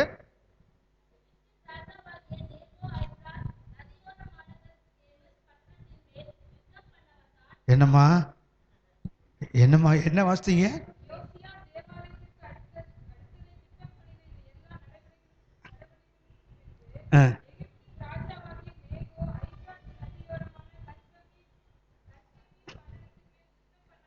கவனிங்க. அவன் எங்க போறான் தெரியுங்களா? இங்க இருக்குது டைக்ரிஸ் யூப்ரட்டிஸ் நதி. இது பார்த்தீங்கன்னா இங்க என்ன இருக்குது, சீரியா. இங்க என்ன இருக்குது, இஸ்ரவேல். இங்க ஈஜிப்ட். இந்த எகிப்து ராஜா வரணும் என்ன செய்யணும் தெரியுங்களா? இங்க இருந்து இஸ்ரவேலுக்கு வந்து இங்க இருந்து சீரியாவுக்கு போய் அங்க இருந்து தான் நீங்க வர முடியும். ஏன்னா இது ஃபுல்லா பாலைவனமும் மலைகளும். இது ஃபுல்லா அரேபிய பகுதி. இங்க என்ன செய்ய முடியாது, டிராவல் பண்ண முடியாது. ஹைவே தான். இவன் என்ன செய்யறான், யுத்தத்துக்கு இந்த ராஜா இங்கிருந்து புறப்படுகிறான். புறப்பட்டவன் என்ன பண்றான், இஸ்ரவேல் வழியாக எங்க போனவன் ஐப்பிராத்து நதிக்கு யுத்தம் பண்ண போறான். அதாவது பாபிலோனோடு யுத்தம் பண்ண போகிறான். இவன் என்ன பண்றான், இப்படி பாஸ் பண்ணி போறான். பார்வோன் நேகோ என்ன பண்றான், கிராஸ் பண்ணி போறான்.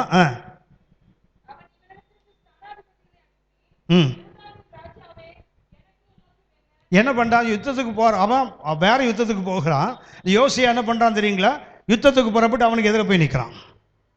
ஒன்னு அவன் என்ன பண்றான், ஸ்தானாபதிகளை அனுப்பி சொல்லுகிறான், யோசியாவே உனக்கும் எனக்கும் என்ன,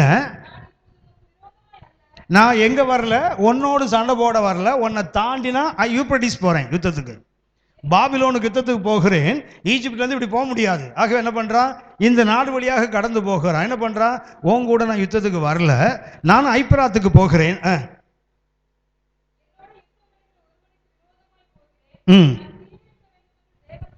யாரு சண்டைக்கு போக சொல்லியிருக்காங்க? கர்த்தர் சொல்லியிருக்காரு. எனக்கு யோசித்து பாருங்களேன், ஒரு எகிப்தின் ராஜா நேகோவுக்கு கர்த்தர் என்ன சொல்றாரு, நீ போய் அவனுக்கு எதிராக இருக்கிற அந்த யூப்ரட்டிஸ் உள்ள ராஜாவை யுத்தம் பண்ணு. ஆனால் இங்க இருக்கிற யோசியா என்ன பண்றான், இவனுக்கு எதிர்கொண்டு போய் நிற்கிறான். என்ன சொல்றான், வா நம்மகிட்ட சண்டை போட்டு பார்க்கலாம். வாசிமா என்ன சொல்றான், நீ எனக்கு எதிராக வந்தா தேவன் ஒன்று அழிச்சிடுவார். யாரு? எகிப்தின் ராஜா யோசியாவுக்கு சொல்றான். இவ்வளவு அற்புதமான பஸ்காவை கொண்டாடினவனுக்கு பஸ்கானால வெளியே வந்த ஊர்ல இருந்தான். பஸ்காவுக்கு எதிரானவன் இவன் சொல்லுகிறான், கர்த்தர் என்னோட இருக்கிறார், கர்த்தர் சொல்லி நான் போறேன். பஸ்காவை எக்ஸலண்டா செலிப்ரேட் பண்ணவனுக்கு அறிவும் இல்லை, உணர்வும் இல்லை, வெளிப்பாடும் இல்லை. அவன் என்ன செய்யறான் பாருங்க.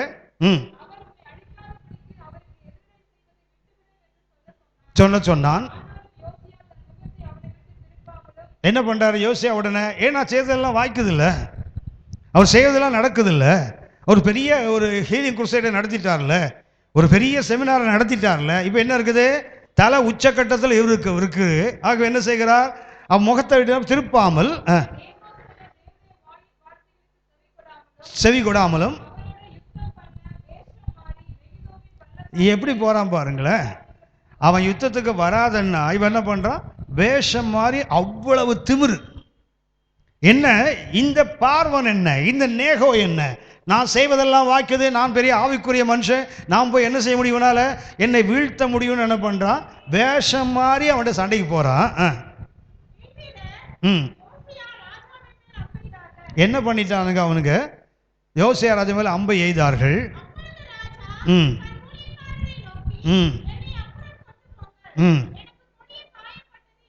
எதுக்கு உனக்கு இந்த வேலை? நீதிமொழிகள் சொல்லுகிறது, வழியிலே போகையில் தனக்கு அடாத வழக்கில் ஈடுபடுகிறவன். அதான் இன்னைக்கு கொழுப்பு பிடிச்சா நிறைய பேருக்கு நடக்கிறது தான். அது பாட்டுக்கு நாய் அம்போன்னு படித்து சும்மா போய் அது போய் காதை முறுக்கினா நாய் வள்ளுன்னு பிடுங்காம என்ன பண்ணும், ஐயோ நாய் பிடுங்கிட்டுன்னா உனக்கு கொழுப்பு. உனக்கு ஓவர் எஸ்டிமேஷன் என்ன பண்ணும் தெரியுங்களா, வழியில போகும்போது நாய் காதை பிடிச்சி முறுக்கிறவன் கதை தானே யோசியா. மிகச்சிறந்த அரசனாக இருக்கலாம், மிக பெரிய ஆவிக்குரிய ஒரு எழுப்புதலை உண்டாக்கினவனாக இருக்கலாம், ஆனால் என்ன பண்ணது, ஓவர் எஸ்டிமேஷன். பார்வன் நேகோ ஒன்றை பார்க்கல. கர்த்தர் சொன்னாரியா, நான் யூப்ரட்டிஸ்க்கு போறேன், அங்கே எனக்கு எதிரியோடு சண்டை போட போறேன், உனக்கு எனக்கு ஒன்றும் இல்லை, கர்த்தர் உன்னை எனக்கு எதிராக வந்தால் கர்த்தர் உன்னை அழிப்பாருன்னு சொல்றான். ஆனால் கூட என்ன பண்றான், கர்த்தர் என்னை எப்படி அழிப்பார், நான் தான் ஒரு பெரிய ஃபெஸ்டிவல் கொண்டாடிட்டேனே, கடைசியில் செத்தான் பாருங்க. அவன் என்ன சொன்னான் தெரியுங்களா, அம்பு என் மேல் பட்டது, காயம் பட்டது, என்ன கொண்டு போங்க, 2ஆம் ரதத்தில் ஏற்றி கொண்டு போனானுங்க, செத்து போனான்னு போட்டிருக்குது. எரேமியா கூட புலம்பல் பாடினார். அவருக்கு அந்த டெத்து சர்மனி இருக்கு தெரியுங்களா, நம்ம சொல்ல ஸ்தோத்திர கூட்டம்னு சொல்லுவோம்ல, சொல்லுவோமா? என்ன ஸ்தோத்திர கூட்டம், யாருக்கு ஸ்தோத்திரம்னு கேட்டேன். எதுக்கு, வீட்டில் தொல்லையா இருந்த ஒரு ஆத்துமாவை கர்த்தர் எடுத்துக்கொண்டார், அதுக்கு ஸ்தோத்திர கூட்டமா? கர்த்தாவை இந்த பெருசை எடுத்துக்கொண்டு ஸ்தோத்திரம் ஆண்டவரேன்னு சொல்லி பிரியாணி போடுறீங்களா? ஹலோ, முன்னாடியில் எப்படி தெரியுங்களா, ஒரு பெருசு மண்டையை போட்டால் ஒரு 30 நாள் ஆகும் ஸ்தோத்திர கூட்டம் நடத்துறதுக்கு. அப்புறம் கிட்ட வந்து 1 வாரம் ஆயிடுச்சு, அதுக்கப்புறம் 3 நாள். இப்போல்லாம் என்ன தெரியுங்களா, காலையில் அடக்கம் பண்ணிட்டு வந்துட்டு சாயங்காலம் பிரியாணி போட்டு மூக்கு பிடிக்க அடிக்கிறான். கேட்டானா ஸ்தோத்திர கூட்டமா?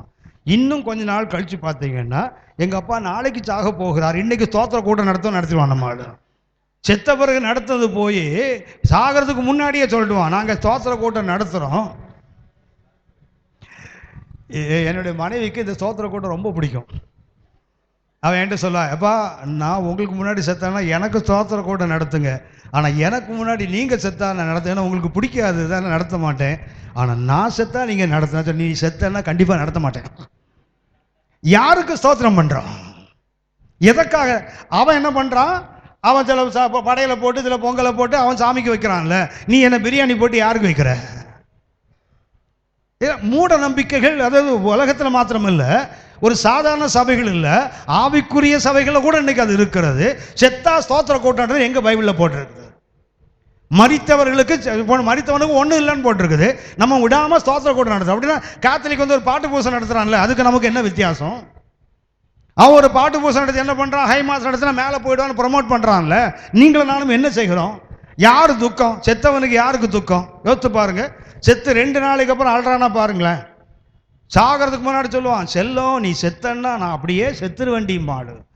ஆனா அவன் செத்தான 2 மாசம் தாடி வளர்ப்பான். தாடியெல்லாம் வெள்ளையா இருக்கும்ல, திடீர்னு பார்த்தீங்கன்னா கருப்பாயிடல தாடி. ஏன்னா ஒரு எஸ்தர் போயிட்டா ஒரு ரெபேக்காவை கல்யாணம் பண்ணல. அடுத்தது ஒரு எஸ்தர் போனா ரெபேக்கா வராமலா போயிடும். அதுக்கும் ஒரு சோத்திர கூட்டம், இதுக்கும் ஒரு சோத்திர கூட்டம். இது செத்ததுக்கு ஒண்ணு, ரெபேக்காவுக்கு ஒரு கூட்டம்னா எஸ்தருக்கு மறுபடியும் சோத்திர கல்யாணம் பண்ணதுக்கு. என்ன மூட நம்பிக்கை! அந்த ஓவர் எஸ்டிமேஷன் வேண்டாம். கர்த்தர் ஒவ்வொருவருக்கும் ஒரு அளவை கொடுத்திருக்கிறார். அந்த அளவின்படி யோசிப்போம். நான் ஜெபம் பண்ணலாம். இது ஒரு கருத்தை நான் உங்களுக்கு சொல்லி முடிச்சிருக்கேன், சரியா? ஹலோ ஹலோ, இது நாளைக்கு இருக்க நாளைக்கு இருக்குல்ல, நாளைக்கு அங்கிருந்தே தொடர்ந்துடலாம். ஒரே ஒரு வசனத்தை வாசிக்க. நீதிமொழிகள் 7 பிரசங்கி 7ஆம் அதிகாரம், பிரசங்கி 7ஆம் அதிகாரம் 16, 17 வசனங்களை வாசிங்க. எப்படி இருக்காத? மிஞ்சின நீதிமானா இருக்காரே. என்ன செய்யும்? திரும்பி வாசிக்குமா. மிஞ்சின நீதிமானா இராதே, உன்னை அதிக ஞானியும் ஆக்காரு. அடுத்த வசனம். என்ன மிஞ்சின நீதிமானாவும் இருக்காத, மிஞ்சின துஷ்டனாவும் இருக்காத, ஒழுங்கான மனுஷனா இரு. Price the Lord. ஹலோ. ஆவிக்குரிய உலகத்தில் 2 பேருமே கேடு. ஒரு பக்கத்தில் யாரு? மிஞ்சின துஷ்டத்தனம், இன்னொரு பக்கத்தில் மிஞ்சின நீதி. 2 வேண்டாம், ஒழுங்கா இருந்தாலே போதும். அதாவது குட்டையாகவும் இருக்க வேண்டாம், நீளமாகவும் இருக்க வேண்டாம். போட்டிருக்கலையே ஒன்று, என்ன? அண்டர் எஸ்டிமேஷன் வேண்டாம், ஓவர் எஸ்டிமேஷன் வேண்டாம். இயல்பான ஒரு வாழ்க்கை இருக்குது, ஆவிக்கிற வாழ்க்கை. அதை வாழ்ந்தா போதும். மிஞ்சின நீதிமானும் வேண்டாம், மிஞ்சின துஷ்டனும் வேண்டாம். 2க்கு நடுவில் ஒரு வாழ்க்கை இருக்குது, சரியான வாழ்க்கை. அப்படின்னா கர்த்தருக்கு ஊழியம் செய்யறவனுக்கு பரிசுத்தத்துக்கு முதல் அடையாளம் என்ன? முகம். முகத்தில் என்ன இருக்குது? நீண்ட அல்லது குறுகின அவயவங்கள் கூடாது. ஜெபம் பண்ணலாமா? ஜெபிப்போம், கர்த்தரை நோக்கி பார்ப்போம்.